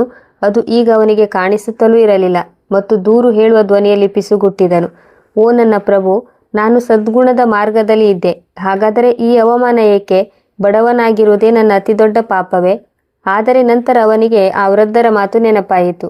ವಿಧಿಯ ಬರಹ ಹಾಗೆಯೇ ತೀರುತ್ತದೆ ಮತ್ತು ಪ್ರತಿ ಕಷ್ಟದ ಹಿಂದೆ ಒಂದು ರಹಸ್ಯವಿರುತ್ತದೆ ಎಂದು. ಈ ನಂಬಿಕೆಯ ಆಧಾರದ ಮೇಲೆ ಅವನು ತನ್ನ ಕಣ್ಣೀರನ್ನು ಒರೆಸಿಕೊಂಡು ಕತ್ತಲೆಯಲ್ಲಿಯೇ ಬಿದ್ದು ನಮಸ್ಕಾರ ಮಾಡಿದನು. ಮೇಲೆ ಅರಮನೆಯಲ್ಲಿ ಆ ಪೆಟ್ಟಿಗೆ ಈಗ ರಾಜನ ಕೈಯಲ್ಲಿದೆ ಮತ್ತು ಕೆಲವೇ ಕ್ಷಣಗಳಲ್ಲಿ ಒಂದು ಘಟನೆ ಸಂಭವಿಸಲಿದೆ. ಅದು ರಾಜನ ತಿಳುವಳಿಕೆಯನ್ನು ತಲೆ ಕೆಳಗೆ ಮಾಡಲಿದೆ ಎಂದು ಅವನಿಗೆ ತಿಳಿದಿರಲಿಲ್ಲ. ಇತ್ತ ಕತ್ತಲ ಕೋಣೆಯ ಆ ಭಯಾನಕ ಮತ್ತು ತೇವ ತುಂಬಿದ ಕೋಣೆಯಲ್ಲಿ ಭರತ್ ತನ್ನ ಕಣ್ಣೀರಿನಿಂದ ನೆಲವನ್ನು ಒದ್ದೆ ಮಾಡುತ್ತಾ ದೇವರಲ್ಲಿ ನ್ಯಾಯಕ್ಕಾಗಿ ಬೇಡುತ್ತಿದ್ದನು. ಮತ್ತು ಅತ್ತ ರಾಜರ ಭವ್ಯವಾದ ರಾಜ ಶಯನಗೃಹದಲ್ಲಿ ರೇಷ್ಮೆ ಹಾಸಿಗೆಗಳು ಮತ್ತು ಮೃದು ದಿಂಬುಗಳು ಇದ್ದರೂ ಶಾಂತಿಯ ಸುಳಿವೇ ಇರಲಿಲ್ಲ. ರಾಜನು ಹಾಸಿಗೆ ಮೇಲೆ ಮಲಗಿದ್ದರೂ ನಿದ್ರೆ ಅವರ ಕಣ್ಣುಗಳಿಂದ ದೂರವಾಗಿತ್ತು. ಅವರು ಹೊರಳಾಡುತ್ತಿದ್ದರು ಮತ್ತು ಪದೇ ಪದೇ ಅವರ ಕಣ್ಣುಗಳ ಮುಂದೆ ಆ ಯುವಕನ ಮುಗ್ಧ ಮತ್ತು ಅಳುವ ಮುಖ ಬರುತ್ತಿತ್ತು. ಅವನು ಕೂಗುತ್ತಾ ತನ್ನ ನಿರಪರಾಧಿತ್ವವನ್ನು ಸಾಬೀತುಪಡಿಸಲು ಪ್ರಯತ್ನಿಸುತ್ತಿದ್ದನು. ರಾಜನ ಹೃದಯದಲ್ಲಿ ಒಂದು ವಿಚಿತ್ರ ಆತಂಕವಿತ್ತು. ಅದು ಅವರಿಗೆ ನೆಮ್ಮದಿ ನೀಡುತ್ತಿರಲಿಲ್ಲ. ಕೋಣೆಯ ಮಧ್ಯದಲ್ಲಿ ಇರಿಸಿದ್ದ ಕೆತ್ತನೆ ಮಾಡಿದ ಮೇಜಿನ ಮೇಲೆ ಮೇಣದ ಬತ್ತಿಯ ಮಂದ ಬೆಳಕಿನಲ್ಲಿ ಆ ಹಸಿರು ಬಣ್ಣದ ಪೆಟ್ಟಿಗೆ ಇರಿಸಲ್ಪಟ್ಟಿತ್ತು. ಅದನ್ನು ಭರತ ತನ್ನ ಪ್ರಾಣಕ್ಕಿಂತ ಹೆಚ್ಚು ಜಾಗರೂಕತೆಯಿಂದ ಇಟ್ಟುಕೊಂಡಿದ್ದನು. ಆ ಪೆಟ್ಟಿಗೆ ಮೌನವಾಗಿದ್ದರೂ ರಾಜನೊಂದಿಗೆ ಮಾತನಾಡುತ್ತಿರುವಂತೆ ಇತ್ತು. ಕೊನೆಗೆ ರಾಜನ ಆತಂಕವೂ ಮಿತಿಮೀರಿತು. ಅವರು ತಟ್ಟನೆ ಹಾಸಿಗೆಯಿಂದ ಎದ್ದು ಮೇಜಿನ ಹತ್ತಿರ ಹೋಗಿ ಆ ಪೆಟ್ಟಿಗೆಯನ್ನು ದಿಟ್ಟಿಸಿ ನೋಡಿದರು. ಅವರ ಮನಸ್ಸಿನಲ್ಲಿ ಒಂದು ಪ್ರಶ್ನೆ ಪದೇ ಪದೇ ಮೂಡುತ್ತಿತ್ತು. ಕೊನೆಗೆ ಒಬ್ಬ ಸಾಮಾನ್ಯ ಕಳ್ಳತನ ಮಾಡುವ ಬದಲು ಈ ಪೆಟ್ಟಿಗೆಯನ್ನು ತೆಗೆದುಕೊಂಡು ನನ್ನ ಬಳಿಗೆ ಏಕೆ ಬರುತ್ತಾನೆ ಮತ್ತು ಇದರ ಮೇಲೆ ರಾಜ ಮನೆತನದ ಮುದ್ರೆ ಏಕೆ ಇದೆ? ಅವರು ನಡುಗುವ ಕೈಗಳಿಂದ ಆ ಪೆಟ್ಟಿಗೆಯನ್ನು ಎತ್ತಿಕೊಂಡರು. ಅವರು ಅದನ್ನು ತಮ್ಮ ಹತ್ತಿರ ತಂದಾಗ ಅದರಿಂದ ಗುಲಾಬಿ ದಳದ ಒಂದು ಬಹಳ ಪರಿಚಿತ ಮತ್ತು ಹಳೆಯ ವಾಸನೆ ಬಂತು. ಇದು ವರ್ಷಗಳ ಹಿಂದೆ ಅವರ ಗೌರವಾನ್ವಿತ ತಂದೆಯವರು ಬಳಸುತ್ತಿದ್ದ ಅದೇ ವಿಶೇಷ ಸುಗಂಧವಾಗಿತ್ತು. ಆ ತಂದೆಯವರು ವರ್ಷಗಳ ಹಿಂದೆ ಲೌಕಿಕ ಜೀವನವನ್ನು ತ್ಯಜಿಸಿ ಎಲ್ಲೋ ಒಬ್ಬ ಫಕೀರರಾಗಿ ಹೊರಟು ಹೋಗಿದ್ದರು ಮತ್ತು ಅವರ ಸುಳಿವೂ ಇರಲಿಲ್ಲ. ರಾಜನ ಹೃದಯ ಜೋರಾಗಿ ಬಡಿದು ಹಣೆಯ ಮೇಲೆ ಬೆವರಿನ ಹನಿಗಳು ಹೊಳೆಯಲು ಪ್ರಾರಂಭಿಸಿದವು. ಅವರು ನಡುಗುವ ಕೈಗಳಿಂದ ಪೆಟ್ಟಿಗೆಯ ದಾರವನ್ನು ಬಿಚ್ಚಿದರು ಮತ್ತು ಮುಚ್ಚಳವನ್ನು ತೆಗೆದರು. ಒಳಗೆ ಕಂಡ ದೃಶ್ಯವನ್ನು ನೋಡಿ ಅವರ ಗಂಟಲಿಂದ ಒಂದು ಚಿತ್ಕಾರ ಹೊರಬಿತ್ತು. ಆ ಪೆಟ್ಟಿಗೆಯಲ್ಲಿ ಯಾವುದೇ ಚಿನ್ನ, ಬೆಳ್ಳಿ ಅಥವಾ ಆಭರಣಗಳಿರಲಿಲ್ಲ. ಬದಲಿಗೆ ಒಂದು ಬಹಳ ಹಳೆಯ ಸವೆದು ಹೋದ ಮರದ ಜಪಮಾಲೆ ಇರಿಸಲಾಗಿತ್ತು ಮತ್ತು ಅದರ ಕೆಳಗೆ ಒಂದು ಹಳದಿ ಬಣ್ಣಕ್ಕೆ ತಿರುಗಿದ ಕಾಗದದ ತುಂಡು ಇತ್ತು. ರಾಜನ ಉಸಿರು ನಿಂತಂತಾಯಿತು. ಏಕೆಂದರೆ ಇದು ಅವರ ತಂದೆಯವರು ಚಿಕ್ಕಂದಿನಲ್ಲಿ ಪ್ರಾಮಾಣಿಕತೆ ಮತ್ತು ಸತ್ಯದ ಕಥೆಗಳನ್ನು ಹೇಳುತ್ತಿದ್ದಾಗ ಹಿಡಿದುಕೊಳ್ಳುತ್ತಿದ್ದ ಅದೇ ಜಪಮಾಲೆಯಾಗಿತ್ತು. ಅವರು ತಕ್ಷಣ ಆ ಕಾಗದವನ್ನು ತೆರೆದರು. ಅದರ ಮೇಲೆ ಅವರ ತಂದೆಯವರದ್ದೇ ಬರಹದಲ್ಲಿ ಏನೋ ಬರೆದಿತ್ತು. ರಾಜ ನಡುಗುತ್ತಾ ಓದಲು ಪ್ರಾರಂಭಿಸಿದರು. ಆ ಪತ್ರದಲ್ಲಿ ಹೀಗೆ ಬರೆದಿತ್ತು: ಓ ನಗರದ ರಾಜ, ನನ್ನ ಪ್ರೀತಿಯ ಮಗನೇ, ಇಂದು ಹಲವು ವರ್ಷಗಳ ನಂತರ ನಾನು ನನ್ನ ಈ ನೆನಪಿನ ಚಿಹ್ನೆಯನ್ನು, ಈ ಜಪಮಾಲೆಯನ್ನು ಈ ಇಡೀ ನಗರದಲ್ಲಿ ಅತ್ಯಂತ ಪ್ರಾಮಾಣಿಕ, ಸತ್ಯವಾದ ಮತ್ತು ನಂಬಲರ್ಹವಾದ ವ್ಯಕ್ತಿಯ ಕೈಯಲ್ಲಿ ಕಳುಹಿಸುತ್ತಿದ್ದೇನೆ. ನಾನು ನಿನ್ನ ಕಣ್ಣುಗಳ ಮೇಲಿನ ಪರದೆಯನ್ನು ತೆಗೆದುಹಾಕಲು ಅವನನ್ನು ಆರಿಸಿದ್ದೇನೆ. ನಾನು ನೋಡಲು ಬಯಸಿದ್ದೆ. ಸಿಂಹಾಸನ ಮತ್ತು ಅಧಿಕಾರವು ನಿನ್ನ ಕಣ್ಣುಗಳ ದೃಷ್ಟಿಯನ್ನು ಕಿತ್ತುಕೊಂಡಿದೆಯೇ, ಅಥವಾ ನೀನು ಇನ್ನೂ ಸತ್ಯ ಮತ್ತು ಅಸತ್ಯದ ನಡುವೆ ವ್ಯತ್ಯಾಸವನ್ನು ಗುರುತಿಸಬಲ್ಲೆಯಾ ಎಂದು. ನಾನು ನಿನ್ನ ಬಳಿಗೆ ಕಳುಹಿಸಿದ ಆ ಯುವಕ ಭರತ ಹಸಿದಿದ್ದರೂ ಸಹ ಮೋಸ ಮಾಡುವುದಿಲ್ಲ. ಒಂದು ವೇಳೆ ನೀನು ಅವನ ಬಾಹ್ಯ ರೂಪವನ್ನು ನೋಡಿ ನಿರ್ಧಾರ ತೆಗೆದುಕೊಂಡು ಅವನ ಆಂತರಿಕ ಸತ್ಯವನ್ನು ಗುರುತಿಸದಿದ್ದರೆ ನೀನು ರಾಜನಾಗಲು ಅರ್ಹನಲ್ಲ ಎಂದು ತಿಳಿದುಕೋ. ಮತ್ತು ನೆನಪಿಡು, ಈ ಅಮಾಯಕನ ಒಂದು ಹನಿ ರಕ್ತ ಚೆಲ್ಲಿದರೂ ಪ್ರಳಯವಾಗುತ್ತದೆ. ನಾನು ನಿನ್ನ ಕೊರಳ ಪಟ್ಟಿಯನ್ನು ಹಿಡಿಯುತ್ತೇನೆ. ಪತ್ರ ಓದುತ್ತಿದ್ದಂತೆ ರಾಜನ ಕೈಗಳಿಂದ ಆ ಕಾಗದ ಜಾರಿ ನೆಲಕ್ಕೆ ಬಿತ್ತು ಮತ್ತು ಅವರು ಅಲ್ಲೇ ಮೊಣಕಾಲುಗಳ ಮೇಲೆ ಕುಳಿತುಕೊಂಡರು. ಅವರ ಕಣ್ಣುಗಳಿಂದ ಕಣ್ಣೀರಿನ ಪ್ರವಾಹ ಹರಿಯಿತು. ಅವರಿಗೆ ಯಾರೋ ಒಂದು ಕಟಾರಿ ಚುಚ್ಚಿದಷ್ಟು ಆಳವಾಗಿ ತಮ್ಮ ತಪ್ಪಿನ ಅರಿವಾಯಿತು. ತಕ್ಷಣ ಆ ಕುತಂತ್ರದ ಸೇವಕ ಪದೇ ಪದೇ ಭರತನ ಚೀಲದ ಕಡೆಗೆ ತೋರಿಸುತ್ತಿದ್ದ ಮತ್ತು ತಾನೇ ಮುಂದೆ ಬಂದು ಹಾರವನ್ನು ಹುಡುಕಿದ ದೃಶ್ಯ ನೆನಪಾಯಿತು. ರಾಜ ಕೂಗಿದರು, ಓ ದೇವರೇ, ನಾನು ಏನು ಮಾಡಿದೆ? ನಾನು ಒಬ್ಬ ದೇವದೂತನಂತಹ ಮನುಷ್ಯನನ್ನು ಕಳ್ಳನೆಂದು ತಿಳಿದು ನಿಜವಾದ ಕಳ್ಳ ಸೇವಕನಿಗೆ ಆಶ್ರಯ ನೀಡಿದೆ. ಪಶ್ಚಾತ್ತಾಪದ ಬೆಂಕಿಯು ಅವರ ಅಸ್ತಿತ್ವವನ್ನು ಸುಟ್ಟು ಹಾಕಿತ್ತು. ಇನ್ನು ರಾತ್ರಿ 3ನೇ ಜಾವವಾಗಿತ್ತು ಮತ್ತು ಬೆಳಿಗ್ಗೆ ಆಗುತ್ತಿದ್ದಂತೆ ಭರತನ ಕೈಗಳನ್ನು ಕತ್ತರಿಸಬೇಕಿತ್ತು. ಸಮಯ ಕೈಯಿಂದ ಜಾರಿ ಹೋಗುತ್ತಿತ್ತು. ರಾಜ ಹುಚ್ಚನಂತೆ ಬರಿಗಾಲಿನಲ್ಲಿ ತಮ್ಮ ಕೋಣೆಯಿಂದ ಹೊರಗೆ ಓಡಿದರು. ಅವರು ತಮ್ಮ ಪೇಟವನ್ನು ಸಹ ಸರಿಪಡಿಸಿಕೊಳ್ಳಲಿಲ್ಲ. ಅವರು ಓಡುತ್ತಾ ಕಿರುಚಿದರು, ನಿಲ್ಲಿಸಿ, ಎಲ್ಲವನ್ನೂ ನಿಲ್ಲಿಸಿ, ಯಾವುದೇ ಶಿಕ್ಷೆ ಆಗುವುದಿಲ್ಲ. ಅರಮನೆಯ ಕಾವಲುಗಾರರು ತಮ್ಮ ರಾಜನು ಈ ಸ್ಥಿತಿಯಲ್ಲಿ ಓಡುತ್ತಿರುವುದನ್ನು ನೋಡಿ ಆಶ್ಚರ್ಯಗೊಂಡರು. ರಾಜ ನೇರವಾಗಿ ನೆಲಮಾಳಿಗೆಯ ಕಡೆಗೆ ಧಾವಿಸಿದರು. ಮೆಟ್ಟಿಲು ಇಳಿಯುವಾಗ ಅವರಿಗೆ ಉಸಿರುಗಟ್ಟುತ್ತಿತ್ತು, ಆದರೆ ಅವರು ನಿಲ್ಲಲಿಲ್ಲ. ಇಂದು ಭರತ್ಗೆ ಒಂದು ಸಣ್ಣ ಗಾಯವಾದರೂ ಅವರು ಜೀವನ ಪರ್ಯಂತ ತಮ್ಮನ್ನು ಕ್ಷಮಿಸಲಾರರು ಎಂದು ಅವರ ಹೃದಯ ಸಾಕ್ಷಿ ಹೇಳುತ್ತಿತ್ತು. ಅತ್ತ ಕತ್ತಲ ಕೋಣೆಯ ಹೊರಗೆ ಕಟುಕರು ತಮ್ಮ ಕತ್ತಿಯನ್ನು ಹರಿತಗೊಳಿಸುತ್ತಾ ಬೆಳಗಿನ ತಯಾರಿಯಲ್ಲಿದ್ದರು. ಆಗಲೇ ರಾಜ ಬಿರುಗಾಳಿಯಂತೆ ಅಲ್ಲಿಗೆ ತಲುಪಿ ಕಬ್ಬಿಣದ ಬಾಗಿಲಿಗೆ ಮುಷ್ಟಿಯಿಂದ ಬಡಿಯುತ್ತಾ ಆಜ್ಞಾಪಿಸಿದರು, ಬಾಗಿಲು ತೆರೆಯಿರಿ, ಈಗಲೇ, ಇದೇ ಕ್ಷಣದಲ್ಲಿ ಬಾಗಿಲು ತೆರೆಯಿರಿ. ಸಿಪಾಯಿಗಳು ಗಾಬರಿಯಿಂದ ಬೀಗ ತೆರೆದರು. ಭಾರವಾದ ಬಾಗಿಲು ತೆರೆಯುತ್ತಿದ್ದಂತೆ ರಾಜ ನೋಡಿದರು. ಭರತ್ ಮೂಲೆಯಲ್ಲಿ ಕುಳಿತುಕೊಂಡು ಸರಪಳಿಗಳಿಂದ ಬಂಧಿತನಾಗಿ ಊದಿಕೊಂಡ ಕಣ್ಣುಗಳಿಂದ ಅವರನ್ನು ನೋಡುತ್ತಿದ್ದನು. ಈ ದೃಶ್ಯ ನೋಡಿ ರಾಜನ ಆತ್ಮ ನಡುಗಿತು. ಅವರು ಓಡುತ್ತಾ ಒಳಗೆ ಹೋದರು ಮತ್ತು ಸ್ವತಃ ತಮ್ಮ ಕೈಗಳಿಂದ ಭರತನ ಸರಪಳಿಗಳನ್ನು ಹಿಡಿದು ಗಟ್ಟಿಯಾಗಿ ಅಳುತ್ತಾ ಹೇಳಿದರು, ನನ್ನನ್ನು ಕ್ಷಮಿಸಿ ನನ್ನ ಸಹೋದರ, ನಾನು ಬಹಳ ದೊಡ್ಡ ಅನ್ಯಾಯ ಮಾಡಿದ್ದೇನೆ. ನೀನು ಕಳ್ಳನಲ್ಲ, ನೀನು ನನಗೆ ಉಪಕಾರ ಮಾಡಿದವನು. ಭರತ್ಗೆ ತನ್ನ ಕಣ್ಣುಗಳು ಮತ್ತು ಕಿವಿಯ ಮೇಲೆ ನಂಬಿಕೆ ಬರಲಿಲ್ಲ. ನಿನ್ನೆ ತನ್ನ ಪ್ರಾಣದ ವೈರಿ ಎಂದು ತಿಳಿದಿದ್ದ ವ್ಯಕ್ತಿ ಇಂದು ತನ್ನ ಕಾಲುಗಳ ಮೇಲೆ ಬಿದ್ದು ಕ್ಷಮೆ ಕೇಳುತ್ತಿದ್ದಾನೆ. ರಾಜನು ಜೈಲಿನ ಆ ಕೊಳಕು ಮತ್ತು ದುರ್ವಾಸನೆಯ ನೆಲದ ಮೇಲೆ ಮೊಣಕಾಲು ಊರಿ ತಮ್ಮ ಕೈಗಳಿಂದಲೇ ಭರತನ ಕಾಲುಗಳಿಗೆ ಹಾಕಿದ್ದ ಭಾರವಾದ ಕಬ್ಬಿಣದ ಸರಪಳಿಗಳನ್ನು ತೆಗೆಯಲು ಪ್ರಾರಂಭಿಸಿದಾಗ ಅಲ್ಲಿ ಹಾಜರಿದ್ದ ಎಲ್ಲ ಸಿಪಾಯಿಗಳು, ಕಾವಲುಗಾರರು ಮತ್ತು ಜೈಲರ್ಗಳು ಮೂರ್ತಿಗಳಂತೆ ನಿಂತುಬಿಟ್ಟರು. ಅಷ್ಟು ದೊಡ್ಡ ಮತ್ತು ಕಠಿಣ ನ್ಯಾಯಾಧೀಶ ಇಂದು ಒಬ್ಬ ಸಾಮಾನ್ಯ ಕೈದಿಯ ಮುಂದೆ ಅಳುತ್ತಾ ಕ್ಷಮೆ ಕೇಳುತ್ತಿರುವುದನ್ನು ಅವರ ಕಣ್ಣುಗಳಿಗೆ ನಂಬಲಾಗಲಿಲ್ಲ. ರಾಜನ ಕಣ್ಣುಗಳಿಂದ ಪಶ್ಚಾತ್ತಾಪದ ಕಣ್ಣೀರು ನಿರಂತರವಾಗಿ ಹರಿಯುತ್ತಿತ್ತು ಮತ್ತು ಅವರು ಪದೇ ಪದೇ ಭರತನ ಕೊಳಕು ಮತ್ತು ಮಣ್ಣಿನಿಂದ ಕೂಡಿದ ಕೈಗಳನ್ನು ಮುಟ್ಟಿ ಹೇಳುತ್ತಿದ್ದರು, ನನ್ನನ್ನು ಕ್ಷಮಿಸು ನನ್ನ ಸಹೋದರ. ನಾನು ನನ್ನ ಅಧಿಕಾರದ ಅಮಲಿನಲ್ಲಿ ಕುರುಡನಾಗಿ ಒಬ್ಬ ಅಮಾಯಕನ ಮೇಲೆ ದೌರ್ಜನ್ಯ ಮಾಡಿದೆ. ನನ್ನ ಬುದ್ಧಿಯ ಮೇಲೆ ಅಹಂಕಾರದ ಪರದೆ ಬಿದ್ದಿತ್ತು. ಅದು ನನಗೆ ನಿಜ ಮತ್ತು ನಕಲಿ ಗುರುತಿಸಲು ಬಿಡಲಿಲ್ಲ. ಭರತ್ ಅಲ್ಲಿಯವರೆಗೆ ಆಘಾತ ಮತ್ತು ಆಶ್ಚರ್ಯದ ಪ್ರಪಂಚದಲ್ಲಿದ್ದವನು ರಾಜನ ಈ ಸ್ಥಿತಿಯನ್ನು ನೋಡಿ ಅವನ ಹೃದಯ ಕರಗಿತು. ಅವನು ಬಹಳ ವಿನಯ ಮತ್ತು ಗೌರವದಿಂದ ತನ್ನ ಕೈಗಳನ್ನು ಬಿಡಿಸಿಕೊಂಡು ರಾಜನ ಭುಜಗಳನ್ನು ಹಿಡಿದು ಎತ್ತಿದನು ಮತ್ತು ಬಹಳ ನಿಧಾನವಾಗಿ ಆದರೆ ಆಳವಾದ ಧ್ವನಿಯಲ್ಲಿ ಹೇಳಿದನು, ಮಹಾರಾಜರೇ, ನೀವು ನನ್ನಲ್ಲಿ ಕ್ಷಮೆ ಕೇಳಬೇಡಿ, ನೀವು ಆ ದೇವರಲ್ಲಿ ಕ್ಷಮೆ ಕೇಳಿ. ಅವರು ಹೃದಯದ ರಹಸ್ಯಗಳನ್ನು ಬಲ್ಲರು. ಗೌರವ ಮತ್ತು ಅವಮಾನ ನೀಡುವವನು ಆ ಮೇಲಿನವನೇ. ಬಹುಶಃ ನಿಮ್ಮ ಕಣ್ಣುಗಳಿಂದ ಈ ಪರದೆ ತೆಗೆಯಲು ನನ್ನ ಹಣೆಬರಹದಲ್ಲಿ ಈ ಬಂಧನವನ್ನು ಬರೆಯಲಾಗಿತ್ತು. ನಿಮಗೆ ನಿಮ್ಮ ತಪ್ಪಿನ ಅರಿವಾಗಿದ್ದರೆ ಅದೇ ನನ್ನ ಬಿಡುಗಡೆಗಿಂತ ದೊಡ್ಡ ವಿಷಯ. ಭರತನ ಈ ಮಾತುಗಳು ರಾಜನ ಹೃದಯವನ್ನು ಇನ್ನಷ್ಟು ಮೃದುಗೊಳಿಸಿತು. ಈ ಯುವಕ ಪ್ರಾಮಾಣಿಕ ಮಾತ್ರವಲ್ಲ, ಬಹಳ ಉನ್ನತ ನೈತಿಕತೆಯವನು ಎಂದು ಅವರಿಗೆ ಅರಿವಾಯಿತು. ತಕ್ಷಣ ರಾಜನ ಮುಖ ಕಣ್ಣೀರಿನ ನಡುವೆ ಕೋಪದಿಂದ ಕೆಂಪಾಯಿತು. ಈ ಎಲ್ಲ ಗೊಂದಲಕ್ಕೆ ಕಾರಣನಾದ ನಿಜವಾದ ಅಪರಾಧಿಯ ನೆನಪಾಯಿತು ಅವರಿಗೆ. ಅವರು ಗರ್ಜಿಸುತ್ತಾ ಸಿಪಾಯಿಗಳಿಗೆ ಆಜ್ಞಾಪಿಸಿದರು, ಈಗಲೇ ಹೋಗಿ ಆ ದ್ರೋಹಿ ಸೇವಕನನ್ನು ಇಲ್ಲಿಗೆ ಎಳೆದುಕೊಂಡು ಬನ್ನಿ. ಅವನು ಆ ದೇವದೂತನ ಮೇಲೆ ಕಳ್ಳತನದ ಆರೋಪ ಹೊರಿಸಿದ್ದಾನೆ. ಸಿಪಾಯಿಗಳು ಗಾಳಿಯ ವೇಗದಲ್ಲಿ ಓಡಿದರು ಮತ್ತು ಕೆಲವೇ ಕ್ಷಣಗಳಲ್ಲಿ ತನ್ನ ಯಶಸ್ಸಿನಲ್ಲಿ ಸಂತೋಷಗೊಂಡು ಮಲಗಿದ್ದ ಆ ಕುತಂತ್ರದ ಸೇವಕನನ್ನು ಹಾಸಿಗೆಯಿಂದ ಎಳೆದುಕೊಂಡು ಜೈಲಿಗೆ ತಂದರು.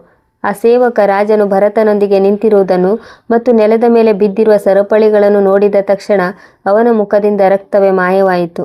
ರಾಜ ಸಿಂಹದಂತೆ ಗರ್ಜಿಸುತ್ತಾ ಕೇಳಿದರು, ಮಾತಾಡು ದುಷ್ಟ, ಸತ್ಯ ಹೇಳು, ಇಲ್ಲದಿದ್ದರೆ ನಿನ್ನ ಚರ್ಮ ಸುಲಿಯುತ್ತೇನೆ. ಈ ಹಾರ ಭರತನ ಚೀಲಕ್ಕೆ ಹೇಗೆ ಬಂತು? ಸೇವಕ ನಡುಗಲು ಪ್ರಾರಂಭಿಸಿದ ಮತ್ತು ಭಯದಿಂದ ರಾಜನ ಕಾಲಿಗೆ ಬಿದ್ದು ಬೇಡಿಕೊಳ್ಳುತ್ತಾ ತನ್ನ ಅಪರಾಧವನ್ನು ಒಪ್ಪಿಕೊಂಡನು. ಕರುಣೆ ತೋರಿ ಗೌರವಾನ್ವಿತರೆ, ದುರಾಶೆಯು ನನ್ನನ್ನು ಕುರುಡನನ್ನಾಗಿ ಮಾಡಿತು. ನಾನೇ ಹಾರವನ್ನು ಕದ್ದಿದ್ದೆ ಮತ್ತು ಸಿಕ್ಕಿ ಬೀಳುವ ಭಯದಿಂದ ಅವನ ಚೀಲದಲ್ಲಿ ಹಾಕಿದ್ದೆ. ಇದನ್ನು ಕೇಳುತ್ತಿದ್ದಂತೆ ರಾಜನ ಕೋಪ ಆಕಾಶ ಮುಟ್ಟಿತು. ಅವರು ಸಿಪಾಯಿಗಳಿಗೆ ಸೂಚಿಸಿ ಆಜ್ಞಾಪಿಸಿದರು, ಈ ಮೋಸಗಾರನನ್ನು ಇದೇ ಕತ್ತಲೆ ಕೋಣೆಯಲ್ಲಿ ಹಾಕಿ. ಅವನು ಒಬ್ಬ ಅಮಾಯಕನನ್ನು ಎಲ್ಲಿ ತಳ್ಳಿದ್ದನೋ ಅಲ್ಲಿಯೇ ಇರಲಿ ಮತ್ತು ಅವನು ತನ್ನ ಕೃತ್ಯಕ್ಕಾಗಿ ರಕ್ತದ ಕಣ್ಣೀರನ್ನು ಸುರಿಸುವವರೆಗೂ ಅವನನ್ನು ಹೊರಗೆ ತೆಗೆಯಬೇಡಿ. ಏಕೆಂದರೆ ಯಾರು ಇತರರಿಗಾಗಿ ಗುಂಡಿ ಅಗೆಯುತ್ತಾರೋ ಅವರು ತಾವೇ ಅದರಲ್ಲಿ ಬೀಳುತ್ತಾರೆ. ಅಪರಾಧಿಗೆ ಶಿಕ್ಷೆ ನೀಡಿದ ನಂತರ ರಾಜ ಬಹಳ ಗೌರವ ಮತ್ತು ಆದರದಿಂದ ಭರತನನ್ನು ಕತ್ತಲ ಕೋಣೆಯಿಂದ ಹೊರಗೆ ಬೆಳಕಿಗೆ ಕರೆತಂದರು. ಅವರು ತಮ್ಮ ವಿಶೇಷ ಸೇವಕರನ್ನು ಕರೆದು ಭರತನಿಗೆ ರಾಜಮನೆತನದ ಸ್ನಾನಗೃಹಕ್ಕೆ ಸ್ನಾನ ಮಾಡಿಸಲು ಮತ್ತು ಅತ್ಯುತ್ತಮವಾದ ದುಬಾರಿ ಉಡುಪುಗಳನ್ನು ಧರಿಸಲು ಆಜ್ಞಾಪಿಸಿದರು. ಭರತ ಸಿದ್ಧನಾಗಿ ಬಂದಾಗ ಅವನ ಮುಖದ ಮೇಲೆ ಒಂದು ವಿಶೇಷ ಕಾಂತಿ ಇತ್ತು. ರಾಜ ಅವನನ್ನು ತಮ್ಮ ವಿಶೇಷ ಕೋಣೆಗೆ ಕರೆದುಕೊಂಡು ಹೋಗಿ ತಮ್ಮ ಪಕ್ಕದ ರಾಜಸಿಂಹಾಸನದ ಮೇಲೆ ಕುಳ್ಳಿರಿಸಿದರು. ನಂತರ ಅವರು ಆ ಹಳೆಯ ಜಪಮಾಲೆ ಮತ್ತು ತಮ್ಮ ತಂದೆಯ ಪತ್ರವನ್ನು ಭರತನ ಮುಂದೆ ಇಟ್ಟು ಭಾರವಾದ ಧ್ವನಿಯಲ್ಲಿ ಆ ರಹಸ್ಯವನ್ನು ಬಹಿರಂಗಪಡಿಸಿದರು. ಭರತ, ನೀನು ಒಬ್ಬ ಸಾಮಾನ್ಯ ಮತ್ತು ಅಸಹಾಯಕ ವೃದ್ಧ ಎಂದು ತಿಳಿದಿದ್ದವರು ನೀನು ನದಿ ದಡದಲ್ಲಿ ಯಾರಿಗೆ ಸಹಾಯ ಮಾಡಿದೆ ಮತ್ತು ಯಾರ ನಿರ್ಜನ ಅಂಗಡಿಯನ್ನು ಸ್ವಚ್ಛಗೊಳಿಸಿದೆ ಅವರು ಬೇರೆ ಯಾರೂ ಅಲ್ಲ, ಅವರು ನನ್ನ ಗೌರವಾನ್ವಿತ ತಂದೆಯವರು. ಅವರು ಬಹಳ ವರ್ಷಗಳ ಹಿಂದೆ ಈ ಪ್ರಪಂಚದ ಮೋಹ ಮತ್ತು ರಾಜಮನೆತನದ ವೈಭವದಿಂದ ಬೇಸರಗೊಂಡು ಮನೆ ತೊರೆದಿದ್ದರು. ಅವರು ಈ ನಗರದಲ್ಲಿ ನಿಜವಾಗಿಯೂ ನಂಬಲರ್ಹ ಮತ್ತು ಸತ್ಯವಂತ ಆದ ಒಬ್ಬ ವ್ಯಕ್ತಿ ಸಿಗುವವರೆಗೂ ಹಿಂದಿರುಗುವುದಿಲ್ಲ ಎಂದು ಪ್ರತಿಜ್ಞೆ ಮಾಡಿದರು. ಬಡವನಾಗಿದ್ದರೂ ಮೋಸ ಮಾಡದವನು ಮತ್ತು ಇಂದು ನಿನ್ನ ಪ್ರಾಮಾಣಿಕತೆ ಕಾರಣದಿಂದ ಈ ಪರೀಕ್ಷೆಯಲ್ಲಿ ನೀನು ಉತ್ತೀರ್ಣನಾದ ಕಾರಣ ನನಗೆ ನನ್ನ ಕಳೆದು ಹೋದ ತಂದೆ ಮತ್ತೆ ಸಿಗುವ ಭರವಸೆ ಮೂಡಿದೆ. ಇದನ್ನು ಕೇಳಿ ಭರತನ ಆಶ್ಚರ್ಯಕ್ಕೆ ಮಿತಿಯೇ ಇರಲಿಲ್ಲ. ಅವನ ದೇಹ ನಡುಗಿತು. ದೇವರು ತನ್ನ ಒಂದು ಸಣ್ಣ ಸದ್ಗುಣಕ್ಕೆ ಇಷ್ಟು ದೊಡ್ಡ ಪ್ರತಿಫಲ ನೀಡಿದ್ದಾನೆ ಎಂದು ಅವನಿಗೆ ನಂಬಲಾಗಲಿಲ್ಲ. ಇಂದು ಅವನು ನಗರದ ರಾಜನ ಮುಂದೆ ಇಷ್ಟು ಗೌರವದಿಂದ ಕುಳಿತಿದ್ದಾನೆ. ರಾಜ ಉತ್ಸಾಹದಿಂದ ಅವನ ಕೈ ಹಿಡಿದು ಹೇಳಿದರು, ನಡೆ ಭರತ, ಈಗ ಒಂದು ಕ್ಷಣವೂ ವಿಳಂಬ ಮಾಡಬಾರದು. ನನ್ನ ತಂದೆ ನಮಗಾಗಿ ಕಾಯುತ್ತಿರಬಹುದು. ನಾನು ಅವರ ಕಾಲುಗಳಿಗೆ ಬಿದ್ದು ಕ್ಷಮೆ ಕೇಳಲು ಮತ್ತು ಅವರನ್ನು ಮನೆಗೆ ಕರೆತರಲು ಬಯಸುತ್ತೇನೆ. ಇಬ್ಬರು ತಕ್ಷಣ ಅರಮನೆಯಿಂದ ಹೊರಟರು. ರಾಜ ತಮ್ಮ ರಾಜಮನೆತನದ ರಥ ತರಿಸಿದರು ಮತ್ತು ವೇಗವಾಗಿ ಆ ಹಳೆಯ ಅಂಗಡಿಯ ಕಡೆಗೆ ಹೊರಟರು. ದಾರಿಯುದ್ದಕ್ಕೂ ರಾಜನ ಹೃದಯ ಜೋರಾಗಿ ಬಡಿದುಕೊಳ್ಳುತ್ತಿತ್ತು ಮತ್ತು ಅವರ ನಾಲಿಗೆಯ ಮೇಲೆ ಪಶ್ಚಾತ್ತಾಪ ಮತ್ತು ಕ್ಷಮೆ ಯಾಚನೆ ಇತ್ತು. ಅವರು ಆ ಬೀದಿಯನ್ನು ತಲುಪಿದಾಗ ಅಂಗಡಿಯ ಬಾಗಿಲು ಸಂಪೂರ್ಣವಾಗಿ ತೆರೆದಿತ್ತು. ಆದರೆ ಒಳಗೆ ಆ ವೃದ್ಧರು ಇರಲಿಲ್ಲ. ಕೇವಲ ಆ ಹಳೆಯ ಕುರ್ಚಿ ಖಾಲಿಯಾಗಿತ್ತು ಮತ್ತು ಮೇಜಿನ ಮೇಲೆ ಹೊಸದಾಗಿ ಬರೆದ ಇನ್ನೊಂದು ಕಾಗದದ ತುಂಡು ಇರಿಸಲಾಗಿತ್ತು. ರಾಜ ಗಾಬರಿಯಿಂದ ಆ ಕಾಗದವನ್ನು ಎತ್ತಿಕೊಂಡರು. ಅದರ ಮೇಲೆ ಬರೆದಿತ್ತು, ನೀನು ಬರುತ್ತೀಯಾ ಎಂದು ತಿಳಿದಿದ್ದೆ ನನ್ನ ಮಗನೇ, ಮತ್ತು ನೀನು ಭರತನನ್ನು ಜೊತೆಯಲ್ಲಿ ಕರೆತಂದಿದ್ದರೆ ಮತ್ತು ಅವನಿಗೆ ಗೌರವ ನೀಡುತ್ತಿದ್ದರೆ ಅದರ ಅರ್ಥ ನೀನು ಸತ್ಯವನ್ನು ಗುರುತಿಸಿದ್ಯಾ ಎಂದರ್ಥ. ನಿನ್ನ ಪರೀಕ್ಷೆ ಪೂರ್ಣಗೊಂಡಿದೆ. ನಾನು ಈಗ ನಗರದ ದೊಡ್ಡ ಮಂದಿರದಲ್ಲಿ ದೇವರಿಗೆ ಕೃತಜ್ಞತೆ ಸಲ್ಲಿಸುತ್ತಿದ್ದೇನೆ. ಅಲ್ಲಿಗೆ ಬನ್ನಿ. ಇದನ್ನು ಓದುತ್ತಿದ್ದಂತೆ ರಾಜ ಮತ್ತು ಭರತ ಒಂದು ಕ್ಷಣವೂ ವ್ಯರ್ಥ ಮಾಡದೆ ಮಂದಿರದ ಕಡೆಗೆ ಓಡಿದರು. ಅಲ್ಲಿ ಒಂದು ಅಂತಹ ಆಧ್ಯಾತ್ಮಿಕ ಭೇಟಿ ಕಾಯುತ್ತಿತ್ತು. ಅದು ಕೇವಲ ತಂದೆ ಮಗನನ್ನು ಮಾತ್ರ ಸೇರಿಸುತ್ತಿರಲಿಲ್ಲ, ಆದರೆ ಭರತನ ಹಣೆಬರಹದಲ್ಲಿ ಬರೆದಿದ್ದ ಆ ಶುಭ ಸುದ್ದಿಯ ಬಾಗಿಲನ್ನು ತೆರೆಯಲಿತ್ತು. ಅದನ್ನು ದೇವರು ತಾಳ್ಮೆಯುಳ್ಳವರಿಗೆ ಭಗವದ್ಗೀತೆಯಲ್ಲಿ ವಾಗ್ದಾನ ಮಾಡಿದ್ದಾನೆ. ಆ ಭವ್ಯವಾದ ಮಂದಿರದ ಎತ್ತರದ ಗೋಪುರಗಳ ಹಿಂದೆ ಸೂರ್ಯ ತನ್ನ ಚಿನ್ನದ ಮತ್ತು ಕೆಂಪು ಕಿರಣಗಳನ್ನು ಹಿಂತೆಗೆದುಕೊಳ್ಳುತ್ತಿದ್ದನು ಮತ್ತು ವಾತಾವರಣದಲ್ಲಿ ಸಂಜೆಯ ಮೌನದ ಜೊತೆಗೆ ಒಂದು ವಿಚಿತ್ರ ಆಧ್ಯಾತ್ಮಿಕ ಶಾಂತಿ ಆವರಿಸಿತ್ತು. ಮಂದಿರದ ಅಂಗಳದಲ್ಲಿ ಪಾರಿವಾಳಗಳ ರೆಕ್ಕೆಗಳ ಸದ್ದು ಕೇಳುತ್ತಿತ್ತು ಮತ್ತು ಕಾರಂಜಿಗಳಿಂದ ಬೀಳುತ್ತಿದ್ದ ನೀರಿನ ಜುಳು ಜುಳು ಶಬ್ದವು ಒಂದು ಮಧುರ ಸಂಗೀತವನ್ನು ಸೃಷ್ಟಿಸುತ್ತಿತ್ತು. ರಾಜ ಮತ್ತು ಭರತ್ ಓಡುತ್ತಾ ಏದುಸಿರು ಬಿಡುತ್ತಾ ಮಂದಿರ ತಲುಪಿದರು. ವಿಶಾಲ ಮತ್ತು ಕೆತ್ತನೆ ಮಾಡಿದ ದ್ವಾರದ ಮೂಲಕ ಒಳಗೆ ಪ್ರವೇಶಿಸಿದಾಗ ಅವರ ಕಣ್ಣುಗಳು ಉತ್ಸಾಹದಿಂದ ಎಲ್ಲೆಡೆ ಓಡಾಡುತ್ತಿದ್ದವು. ಅಲ್ಲಿ ಕೆಲವರು ತಮ್ಮ ಪ್ರಾರ್ಥನೆಯಲ್ಲಿ ನಿರತರಾಗಿದ್ದರು, ಆದರೆ ರಾಜನ ಕಣ್ಣುಗಳು ಕೇವಲ ತಮ್ಮ ಕಳೆದು ಹೋದ ತಂದೆಯನ್ನು ಹುಡುಕುತ್ತಿದ್ದವು. ಅಂಗಳದ ಮಧ್ಯದಲ್ಲಿರುವ ಹಳೆಯ ಕಾರಂಜಿಯ ಬಳಿ ಒಂದು ಖರ್ಜೂರದ ಮರದ ಕೆಳಗೆ ಅದೇ ಬಿಳಿ ಗಡ್ಡದ ವೃದ್ಧರು ತಮ್ಮ ಜಪಮಾಲೆ ಕೈಯಲ್ಲಿ ಹಿಡಿದು ಕಣ್ಣುಗಳನ್ನು ಮುಚ್ಚಿ ಜಗತ್ತು ಮತ್ತು ಅದರ ಗೊಂದಲಗಳಿಂದ ದೂರವಾಗಿ ಕುಳಿತಿದ್ದರು. ಅವರ ಮುಖದ ಮೇಲೆ ಒಂದು ಅಂತಹ ಕಾಂತಿ ಮತ್ತು ನೆಮ್ಮದಿ ಇತ್ತು. ಅದು ಯಾವುದೇ ರಾಜನ ಮುಖದ ಮೇಲೂ ಇರಲಿಲ್ಲ. ಈ ದೃಶ್ಯ ನೋಡಿ ರಾಜನ ಹೃದಯ ತುಂಬಿ ಬಂತು. ಅವರ ತಾಳ್ಮೆಯ ಆಣೆಕಟ್ಟು ಒಡೆಯಿತು ಮತ್ತು ಅವರು ತಮ್ಮ ರಾಜವೈಭವ, ತಮ್ಮ ಸ್ಥಾನಮಾನ ಮತ್ತು ತಮ್ಮ ಪೇಟದ ಬಗ್ಗೆ ಚಿಂತಿಸದೆ ಹುಚ್ಚರಂತೆ ಓಡುತ್ತಾ ಅವರ ಬಳಿಗೆ ಹೋದರು. ಮೊಣಕಾಲೂರಿ ತಂದೆ ಕಾಲಿಗೆ ಬಿದ್ದರು. ಅವರು ಬಿಕ್ಕಳಿಸಲು ಶುರು ಮಾಡಿದರು. ಮತ್ತು ಮಂದಿರದ ಅಂಗಳವು ಅವರ ಅಳುವಿನ ಧ್ವನಿಯಿಂದ ಪ್ರತಿಧ್ವನಿಸಿತು.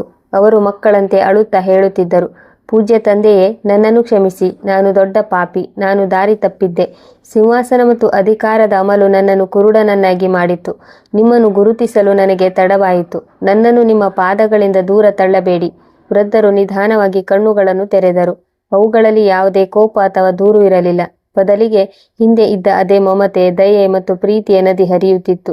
ಅವರು ತಮ್ಮ ನಡುಗುವ ಮತ್ತು ದುರ್ಬಲ ಕೈಗಳಿಂದ ರಾಜನ ತಲೆಯನ್ನು ಎತ್ತಿದರು. ತಮ್ಮ ಬೆರಳುಗಳಿಂದ ಅವರ ಕಣ್ಣೀರನ್ನು ಒರೆಸಿದರು ಮತ್ತು ಅವರನ್ನು ತಮ್ಮ ಎದೆಗೆ ಒತ್ತಿ ಹಿಡಿದು ಭಾರವಾದ ಧ್ವನಿಯಲ್ಲಿ ಹೇಳಿದರು, ನನ್ನ ಮಗನೇ, ಅಳಬೇಡ. ಪ್ರತಿಯೊಬ್ಬ ಮನುಷ್ಯ ತಪ್ಪು ಮಾಡುತ್ತಾನೆ, ಆದರೆ ದೇವರು ತನ್ನ ತಪ್ಪನ್ನು ಒಪ್ಪಿಕೊಂಡು ಪಶ್ಚಾತ್ತಾಪ ಪಡುವ ಸೇವಕನನ್ನು ಹೆಚ್ಚು ಇಷ್ಟಪಡುತ್ತಾನೆ. ನಾನು ಈ ಎಲ್ಲ ಆಟವನ್ನು, ಈ ವೇಷ ಬದಲಾಯಿಸುವುದನ್ನು ಮತ್ತು ಕಣ್ಮರೆಯಾಗುವುದನ್ನು ಕೇವಲ ನೋಡಲಿದ್ದೆ. ನನ್ನ ಮಗ ಆ ಕುರ್ಚಿಯ ಮೇಲೆ ಕುಳಿತು ಸಹ ಕೆಳಗಿನ ಜನರ ನೋವನ್ನು ಅರ್ಥ ಮಾಡಿಕೊಳ್ಳುತ್ತಾನೋ ಇಲ್ಲವೋ ಎಂದು. ಆಳ್ವಿಕೆಯು ಕುತ್ತಿಗೆಯ ಮೇಲೆ ನಡೆಯುವುದಿಲ್ಲ, ಹೃದಯಗಳ ಮೇಲೆ ನಡೆಯುತ್ತದೆ. ಮತ್ತು ತಡವಾಗಿಯಾದರೂ ನೀನು ಎಚ್ಚರಗೊಂಡಿದೆಯಾ ಎಂದು ನನಗೆ ಸಂತೋಷವಾಗಿದೆ. ನಂತರ ವೃದ್ಧರು ತಮ್ಮ ಮುಖವನ್ನು ತಿರುಗಿಸಿ ಒಂದು ಮೂಲೆಯಲ್ಲಿ ಗೌರವದಿಂದ ಕೈ ಜೋಡಿಸಿ ನಿಂತಿದ್ದ ಭರತನ ಕಡೆಗೆ ನೋಡಿದರು. ಅವನು ತಂದೆ ಮಗನ ಈ ಮಿಲನವನ್ನು ನೋಡಿ ಸಂತೋಷ ಮತ್ತು ಭಕ್ತಿಯಿಂದ ಅಳುತ್ತಿದ್ದನು. ವೃದ್ಧರು ಭರತನನ್ನು ಹತ್ತಿರ ಕರೆದು ಅವನ ಹಣೆಯನ್ನು ಮುತ್ತಿಡುತ್ತಾ ಹೇಳಿದರು, ನೀನು ಬಾಳಿ ಬದುಕು ಮಗನೇ. ನೀನು ನನ್ನ ಆ ಹಳೆಯ ಧೂಳು ತುಂಬಿದ ಅಂಗಡಿಯಲ್ಲಿ ಆ ಕಬ್ಬಿಣದ ಪೆಟ್ಟಿಗೆಯೊಂದಿಗೆ ತೋರಿಸಿದ ಪ್ರಾಮಾಣಿಕತೆ ಮತ್ತು ನಂತರ ರಾಜನ ಅರಮನೆಯಲ್ಲಿ ನೀನು ಸಹಿಸಿದ್ದ ಸಹನೆ ಮತ್ತು ಶಕ್ತಿಯು ಸಾಮಾನ್ಯ ಮನುಷ್ಯನಿಂದ ಸಾಧ್ಯವಿಲ್ಲ. ಇಂದು ನನ್ನ ಮಗನಿಗೆ ಅವನ ಆತ್ಮವನ್ನು ಮರಳಿ ತಂದು ಕೊಟ್ಟ ಸಾಧನವಾದೆ ನೀನು.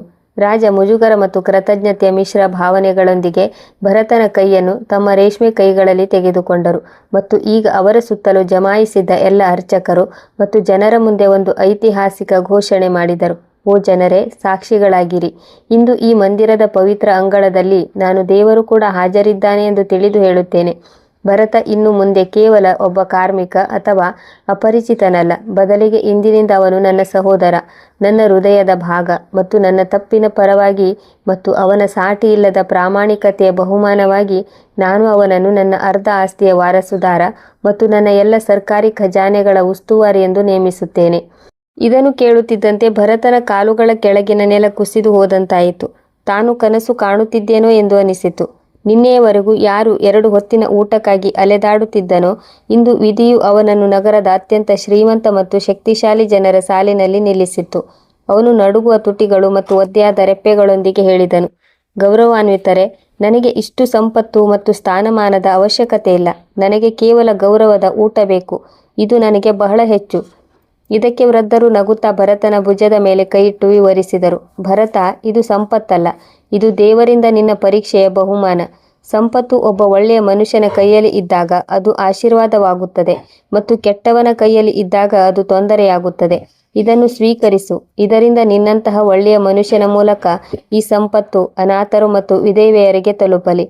ರಾಜ ತಕ್ಷಣ ತಮ್ಮ ಗುಮಾಸ್ತನನ್ನು ಕರೆದು ರಾಜಮನೆತನದ ಮುದ್ರೆಯನ್ನು ತರಿಸಿ ಭರತ್ಗೆ ಸರ್ಕಾರಿ ಅಧಿಕಾರ ನೀಡುವ ಆಜ್ಞೆ ಹೊರಡಿಸಿದರು. ಆದರೆ ಕತೆ ಇನ್ನೂ ಮುಗಿದಿರಲಿಲ್ಲ. ವಿಧಿಯ ಬರಹ ಇನ್ನೂ ಅದರ ಅಂತ್ಯವನ್ನು ತಲುಪಿರಲಿಲ್ಲ. ವೃದ್ಧರ ಹೃದಯದಲ್ಲಿ ಭರತ್ಗಾಗಿ ಇನ್ನೊಂದು ದೊಡ್ಡ ನಿರ್ಧಾರವಿತ್ತು. ಅವರು ಬಗ್ಗಿ ರಾಜನ ಕಿವಿಯಲ್ಲಿ ಏನೋ ಹೇಳಿದರು. ಅದನ್ನು ಕೇಳಿದ ರಾಜನ ಮುಖ ಸಂತೋಷ ಮತ್ತು ಆಶ್ಚರ್ಯದಿಂದ ಗುಲಾಬಿಯಂತೆ ಅರಳಿತು. ಅವರು ತಕ್ಷಣ ಭರತನ ಕಡೆಗೆ ನೋಡಿ ಹೇಳಿದರು, ಭರತ್, ದೇವರ ಇನ್ನೊಂದು ಕರುಣೆ ನಿನ್ನ ಮೇಲೆ ಆಗಬೇಕಿದೆ. ನಡೆ, ನಮ್ಮೊಂದಿಗೆ ಅರಮನೆಗೆ ಹೋಗೋಣ. ಇಂದು ರಾತ್ರಿ ನಿನ್ನ ತಾಳ್ಮೆ ನಿಜವಾದ ಹಬ್ಬ ಇರುತ್ತದೆ. ರಾಜನ ಅರಮನೆಗೆ ಹಿಂತಿರುಗುವಾಗ ಭರತನ ಪರಿಸ್ಥಿತಿ ಮತ್ತು ಸ್ಥಾನಮಾನ ಎರಡೂ ನೆಲದಿಂದ ಆಕಾಶಕ್ಕೆ ತಲುಪಿದ್ದವು. ನಿನ್ನೆ ಎಲ್ಲಿ ಅವನನ್ನು ಭಾರವಾದ ಕಬ್ಬಿಣದ ಸರಪಳಿಗಳಲ್ಲಿ ಬಂಧಿಸಿ ಒಬ್ಬ ಅಪರಾಧಿ ಮತ್ತು ಕಳ್ಳನಂತೆ ಎಳೆದುಕೊಂಡು ಮತ್ತು ತಳ್ಳಿಕೊಂಡು ತರಲಾಗಿತ್ತೋ, ಇಂದು ಅಲ್ಲಿ ಅವನು ರಾಜ ಮತ್ತು ಅವರ ವೃದ್ಧ ತಂದೆಯೊಂದಿಗೆ ರಥದಲ್ಲಿ ಕುಳಿತು ಒಬ್ಬ ರಾಜಕುಮಾರನಂತೆ ಪ್ರವೇಶಿಸಿದನು. ಅರಮನೆಯ ಯಾವ ಭವ್ಯವಾದ ಅಂಗಳದಲ್ಲಿ ಅವನಿಗೆ ಎಲ್ಲರ ಮುಂದೆ ಅವಮಾನ ಮಾಡಲಾಗಿತ್ತೋ ಮತ್ತು ಕಪಾಳ ಮೋಕ್ಷ ಮಾಡಲಾಗಿತ್ತೋ, ಇಂದು ಅಲ್ಲಿ ಅವನ ಸ್ವಾಗತಕ್ಕಾಗಿ ಕೆಂಪು ರತ್ನಗಂಬಳಿ ಹಾಸಲಾಗಿತ್ತು. ಗಾಳಿಯಲ್ಲಿ ಗುಲಾಬಿ ಮತ್ತು ಮಲ್ಲಿಗೆ ಹೂಗಳ ಸುಗಂಧ ಹರಡುತ್ತಿತ್ತು. ಮತ್ತು ನಿನ್ನೆ ಯಾರು ಅವನನ್ನು ತಿರಸ್ಕಾರ, ದ್ವೇಷ ಮತ್ತು ಕೋಪದಿಂದ ನೋಡುತ್ತಿದ್ದರೋ, ಇಂದು ಅದೇ ಕಾವಲುಗಾರರು ಮತ್ತು ಸಿಪಾಯಿಗಳು ತಮ್ಮ ಕತ್ತಿಗಳನ್ನು ಬಗ್ಗಿಸಿ ಗೌರವದಿಂದ ನಮಸ್ಕಾರ ಮಾಡುತ್ತಿದ್ದರು ಮತ್ತು ತಮ್ಮ ಕಣ್ಣುಗಳಲ್ಲಿ ಕ್ಷಮೆ ಇಟ್ಟುಕೊಂಡು ನಿಂತಿದ್ದರು. ಆದರೆ ಭರತನ ಕಣ್ಣುಗಳು ಈ ಎಲ್ಲ ಲೌಕಿಕ ವಸ್ತುಗಳಲ್ಲಿ ಸಿಲುಕಿರಲಿಲ್ಲ. ಅವನ ಅಶಾಂತ ಕಣ್ಣುಗಳು ಕೇವಲ ತನ್ನ ಆ ವೃದ್ಧ ಮತ್ತು ಅನಾರೋಗ್ಯ ಪೀಡಿತ ತಾಯಿಯನ್ನು ಹುಡುಕುತ್ತಿದ್ದವು. ಅವರ ಪ್ರಾರ್ಥನೆಗಳು ಅವನನ್ನು ಇಲ್ಲಿಯವರೆಗೆ ತಂದು ತಲುಪಿಸಿದ್ದವು. ರಾಜ ಭರತನ ಈ ಅಶಾಂತಿಯನ್ನು ಅರಿತು ನಗುತ್ತಾ ಒಂದು ವಿಶೇಷ ಸೂಚನೆ ನೀಡಿದರು. ತಕ್ಷಣ ಎದುರಿನ ದೊಡ್ಡ ರಾಜ ದ್ವಾರ ತೆರೆಯಿತು ಮತ್ತು ಒಂದು ಅಲಂಕೃತ ಪಲ್ಲಕ್ಕಿಯಿಂದ ಭರತನ ತಾಯಿ ಹೊರಗೆ ಬಂದರು. ರಾಜನ ವಿಶೇಷ ಸೇವಕರು ಅವರನ್ನು ಅವರ ಮುರಿದ ಮನೆಯಿಂದ ಅರಮನೆಗೆ ಬಹಳ ಗೌರವ ಮತ್ತು ಆದರದಿಂದ ಕರೆತಂದಿದ್ದರು. ತನ್ನ ತಾಯಿಯನ್ನು ರೇಷ್ಮೆ ಉಡುಪಿನಲ್ಲಿ ಸ್ವಚ್ಛವಾಗಿ ಮತ್ತು ಆರೋಗ್ಯವಂತರಾಗಿ ನೋಡಿದ ಭರತನಿಗೆ ತನ್ನ ಕಣ್ಣೀರನ್ನು ತಡೆಯಲು ಸಾಧ್ಯವಾಗಲಿಲ್ಲ. ಅವನು ರಥದಿಂದ ಜಿಗಿದು ಓಡಿ ಹೋಗಿ ತನ್ನ ತಾಯಿಯ ಕಾಲುಗಳ ಮೇಲೆ ಬಿದ್ದನು. ತಾಯಿ ತನ್ನ ಮಗನನ್ನು ಈ ವೈಭವ ಮತ್ತು ಸುರಕ್ಷತೆಯೊಂದಿಗೆ ನೋಡಿದಾಗ ಅವರಿಗೆ ತಮ್ಮ ಮಸುಕಾದ ಕಣ್ಣುಗಳ ಮೇಲೆ ನಂಬಿಕೆ ಬರಲಿಲ್ಲ. ಅವರು ನಡುಗುವ ಕೈಗಳಿಂದ ಮಗನ ಮುಖವನ್ನು ಮುಟ್ಟಿದರು. ರಾಜನ ತಂದೆಯವರು ಮುಂದೆ ಬಂದು ಹೇಳಿದರು, ಸೌಭಾಗ್ಯವಂತೆ ಮಹಿಳೆ, ನಿನ್ನ ಮಗನ ಪ್ರಾಮಾಣಿಕತೆ ಮತ್ತು ನಿನ್ನ ಕಣ್ಣೀರಿನ ಗೌರವವನ್ನು ಇಂದು ದೇವರು ಉಳಿಸಿದ್ದಾನೆ. ಇದೆಲ್ಲವೂ ಅವನ ತಾಳ್ಮೆಯ ಫಲ. ವಾತಾವರಣವು ಎಷ್ಟು ಭಾವನಾತ್ಮಕವಾಗಿತ್ತೆಂದರೆ ಅಲ್ಲಿ ಹಾಜರಿದ್ದ ಕಲ್ಲು ಹೃದಯದ ಕಾವಲುಗಾರರು ಸಹ ಅಳಲು ಪ್ರಾರಂಭಿಸಿದರು. ತದನಂತರ ರಾಜ ಆ ವೃದ್ಧರ ಕಿವಿಯಲ್ಲಿ ಹೇಳಿದ ಮಾತಿನ ರಹಸ್ಯವನ್ನು ಬಿಚ್ಚಿಟ್ಟರು ಮತ್ತು ಹೇಳಿದರು, ಭರತ, ನಾನು ನಿನ್ನನ್ನು ನನ್ನ ಆಸ್ತಿಯ ವಾರಸುದಾರ ಮತ್ತು ಸರ್ಕಾರಿ ಖಜಾನೆಯ ಉಸ್ತುವಾರಿ ಎಂದು ಮಾಡಿದ್ದೇನೆ. ಆದರೆ ನನ್ನ ತಂದೆಯವರ ಆಸೆ ನಮ್ಮ ಸಂಬಂಧ ಕೇವಲ ಸಂಪತ್ತು ಮತ್ತು ನೌಕರಿಯದ್ದಾಗಿರಬಾರದು, ಬದಲಿಗೆ ರಕ್ತದ ಸಂಬಂಧವಾಗಬೇಕು. ನನಗೆ ಒಬ್ಬಳೇ ಮಗಳಿದ್ದಾಳೆ. ಅವಳು ತುಂಬ ಸುಂದರಿ ಮಾತ್ರವಲ್ಲ, ಸ್ವಭಾವ ಮತ್ತು ಧರ್ಮದಲ್ಲಿಯೂ ಸಾಟಿ ಇಲ್ಲ. ನೀನು ಅವಳನ್ನು ನಿನ್ನ ಜೀವನ ಸಂಗಾತಿ ಮಾಡಿಕೊಳ್ಳಬೇಕೆಂದು ನಾವು ಬಯಸುತ್ತೇವೆ. ಇದರಿಂದ ನಮ್ಮ ಕುಟುಂಬಕ್ಕೆ ನಿನ್ನಂತಹ ಒಳ್ಳೆಯ ಮತ್ತು ವಿಶ್ವಾಸಾರ್ಹ ಮನುಷ್ಯ ಸಿಗುತ್ತಾನೆ. ಈ ಪ್ರಸ್ತಾಪವನ್ನು ಕೇಳಿದ ಭರತ ಸ್ತಬ್ಧನಾದನು. ದೇವರು ತನ್ನ ಜೋಳಿಗೆಗೆ ಜಗತ್ತಿನ ಎಲ್ಲ ಸಂತೋಷಗಳನ್ನು ಏಕಕಾಲದಲ್ಲಿ ಸುರಿಯುತ್ತಿದ್ದಾನೆ ಎಂದು ಅವನಿಗೆ ಅನಿಸಿತು. ಅವನು ನಾಚಿಕೆ ಮತ್ತು ಗೌರವದಿಂದ ತನ್ನ ತಲೆಯನ್ನು ಬಗ್ಗಿಸಿದನು. ಅದು ಅವನ ಒಪ್ಪಿಗೆಯ ಅತ್ಯಂತ ಸುಂದರ ಸಂಕೇತವಾಗಿತ್ತು. ಅದೇ ರಾತ್ರಿ ಆ ಅರಮನೆಯಲ್ಲಿ ಒಂದು ಬಹಳ ಸರಳವಾದ ಆದರೆ ಅತ್ಯಂತ ಭವ್ಯವಾದ ಮದುವೆ ಸಮಾರಂಭ ಏರ್ಪಾಡಾಗಿತ್ತು. ಇದರಲ್ಲಿ ನಗರದ ಎಲ್ಲ ಶ್ರೀಮಂತರು, ಮಂತ್ರಿಗಳು ಮತ್ತು ಬಡವರು ಒಟ್ಟಿಗೆ ಭಾಗವಹಿಸಿದ್ದರು. ಭರತ ತನ್ನ ಮದುವೆಯಲ್ಲಿ ಒಂದು ಷರತ್ತು ಇಟ್ಟನು. ಭೋಜನದಲ್ಲಿ ನಗರದ ಯಾವುದೇ ಬಡ, ಅನಾಥ ಅಥವಾ ನಿರ್ಗತಿಕನು ಹಸಿದಿರಬಾರದು. ದೊಡ್ಡ ಪಾತ್ರೆಗಳಲ್ಲಿ ರಾಜಮನೆತನದ ಉಚಿತ ಆಹಾರ ಸಾಮಾನ್ಯಗೊಳಿಸಲಾಯಿತು. ಮದುವೆಯ ನಂತರ ಎಲ್ಲ ಅತಿಥಿಗಳು ಹೊರಟು ಹೋದ ಮೇಲೆ ಮತ್ತು ರಾತ್ರಿ ಗಾಢವಾದಾಗ ಭರತ ಅರಮನೆಯ ಅತ್ಯಂತ ಎತ್ತರದ ಚಾವಣಿಯ ಮೇಲೆ ಒಬ್ಬಂಟಿಯಾಗಿ ನಿಂತು ಆಕಾಶದ ಹೊಳೆಯುವ ನಕ್ಷತ್ರಗಳನ್ನು ನೋಡುತ್ತಿದ್ದನು ಮತ್ತು ಕೆಳಗೆ ಹರಿಯುತ್ತಿದ್ದ ನದಿಯ ಅಲೆಗಳನ್ನು ವೀಕ್ಷಿಸುತ್ತಿದ್ದನು. ಅವನಿಗೆ ತನ್ನ ಆ ಸಮಯ ನೆನಪಾಯಿತು. ಅವನು ಇದೇ ನದಿಯ ದಡದಲ್ಲಿ ಹತಾಶನಾಗಿ, ಹಸಿದು ಮತ್ತು ಬಾಯಾರಿಕೆಯಿಂದ ಕುಳಿತಿದ್ದ ಮತ್ತು ತನ್ನ ಅದೃಷ್ಟ ಏಕೆ ಇಷ್ಟು ಕೆಟ್ಟದಾಗಿದೆ ಎಂದು ಯೋಚಿಸುತ್ತಿದ್ದ. ಇಂದು ಅವನಿಗೆ ಅರ್ಥವಾಯಿತು. ಆ ದಿನ ಹನುಮಪ್ಪ ಅವನನ್ನು ಕೆಲಸದಿಂದ ತೆಗೆದು ಹಾಕದೇ ಇದ್ದಿದ್ದರೆ, ಆ ಗೋಧಿ ಚೀಲ ಹರಿಯದೇ ಇದ್ದಿದ್ದರೆ, ಆ ವೃದ್ಧರು ಅವನಿಗೆ ಸಿಗದೇ ಇದ್ದಿದ್ದರೆ, ಆ ಪೆಟ್ಟಿಗೆ ತೆರೆದಿದ್ದರೆ ಮತ್ತು ಅವನ ಮೇಲೆ ಕಳ್ಳತನದ ಆ ಸುಳ್ಳು ಮತ್ತು ನೋವಿನ ಆರೋಪ ಬೀಳದೇ ಇದ್ದಿದ್ದರೆ ಅವನು ಇಂದು ಇಲ್ಲಿ ಇರುತ್ತಿರಲಿಲ್ಲ. ಪ್ರತಿಯೊಂದು ಒದೆತವು, ಪ್ರತಿಯೊಂದು ಕಣ್ಣೀರು ಮತ್ತು ಪ್ರತಿಯೊಂದು ಅವಮಾನವು ಅವನನ್ನು ಅವನ ಗುರಿಯ ಸಮೀಪಕ್ಕೆ ತಲುಪಿಸಿತ್ತು. ಅವನು ಆಕಾಶದ ಕಡೆಗೆ ಕೈಯೆತ್ತಿ ಮತ್ತು ಬಹಳ ಆಧ್ಯಾತ್ಮಿಕ ಶೈಲಿಯಲ್ಲಿ ಹೇಳಿದನು, ಓ ನನ್ನ ಪ್ರಭು, ನಿನ್ನ ವ್ಯವಸ್ಥೆಯೇ ಅತ್ಯುತ್ತಮವಾಗಿದೆ. ನಾವು ಮೂರ್ಖರು, ಸಣ್ಣ ನೋವಿಗೆ ಅಳುತ್ತೇವೆ ಮತ್ತು ನಿನ್ನಲ್ಲಿ ದೂರು ಹೇಳಲು ಪ್ರಾರಂಭಿಸುತ್ತೇವೆ. ನೀನು ನಮಗಾಗಿ ಮುಂದೆ ಏನು ಅಡಗಿಸಿಟ್ಟಿದ್ದೀಯಾ ಎಂದು ನಮಗೆ ತಿಳಿದಿರುವುದಿಲ್ಲ. ನಿಸ್ಸಂದೇಹವಾಗಿ ವಿಧಿಯ ಬರಹ ಹಾಗೆಯೇ ತೀರುತ್ತದೆ ಮತ್ತು ಅದು ನಮ್ಮ ಊಹೆಗಿಂತಲೂ ಉತ್ತಮವಾಗಿರುತ್ತದೆ. ಅವನ ಕಣ್ಣುಗಳಿಂದ ಕೃತಜ್ಞತೆಯ ಕಣ್ಣೀರು ಹರಿಯಿತು ಮತ್ತು ಅಲ್ಲೇ ತಂಪಾದ ಗಾಳಿಯ ನಡುವೆ ಅವನು ದೇವರ ಮುಂದೆ ಕೃತಜ್ಞತೆಯ ಒಂದು ದೀರ್ಘವಾದ ಸಾಷ್ಟಾಂಗ ಮಾಡಿದನು. ಮತ್ತು ಹೀಗೆ ಒಬ್ಬ ಬಡ ಕಾರ್ಮಿಕ ಭರತನ ಕತೆ, ಅದು ದಾರಿದ್ರ್ಯದ ಕತ್ತಲೆಯ ರಾತ್ರಿಯಿಂದ ಪ್ರಾರಂಭವಾಗಿತ್ತು. ಒಂದು ಪ್ರಕಾಶಮಾನವಾದ ಬೆಳಗಿನ ರಾಜತ್ವ ಮತ್ತು ಶಾಂತಿಯೊಂದಿಗೆ ಕೊನೆಗೊಂಡಿತು.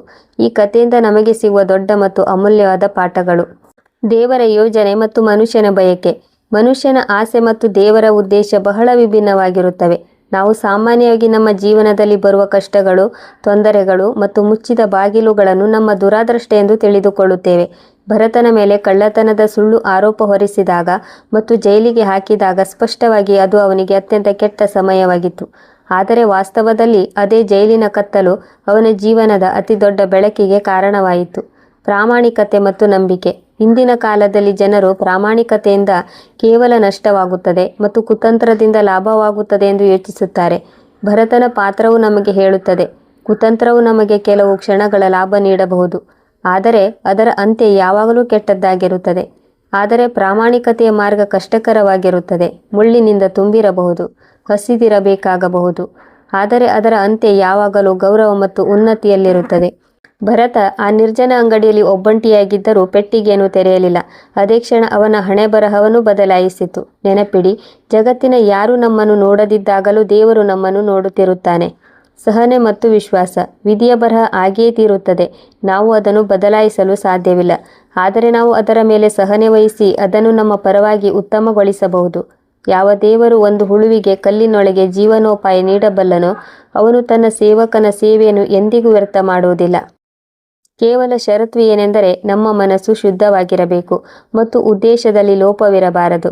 ಪ್ರಸ್ತುತ ಪರಿಸ್ಥಿತಿಯಿಂದ ಹತಾಶರಾಗಬೇಡಿ. ಕೊನೆಯ ಮಾತು, ನಿಮ್ಮ ಪ್ರಸ್ತುತ ಪರಿಸ್ಥಿತಿಯಿಂದ ಎಂದಿಗೂ ಹತಾಶರಾಗಬೇಡಿ. ಏಕೆಂದರೆ ಕತೆ ಇನ್ನೂ ಮುಗಿದಿಲ್ಲ ಮತ್ತು ಬರೆಯುವವನು ಮೇಲಿನವನು, ಅವನು ಅತ್ಯುತ್ತಮ ಲೇಖಕ.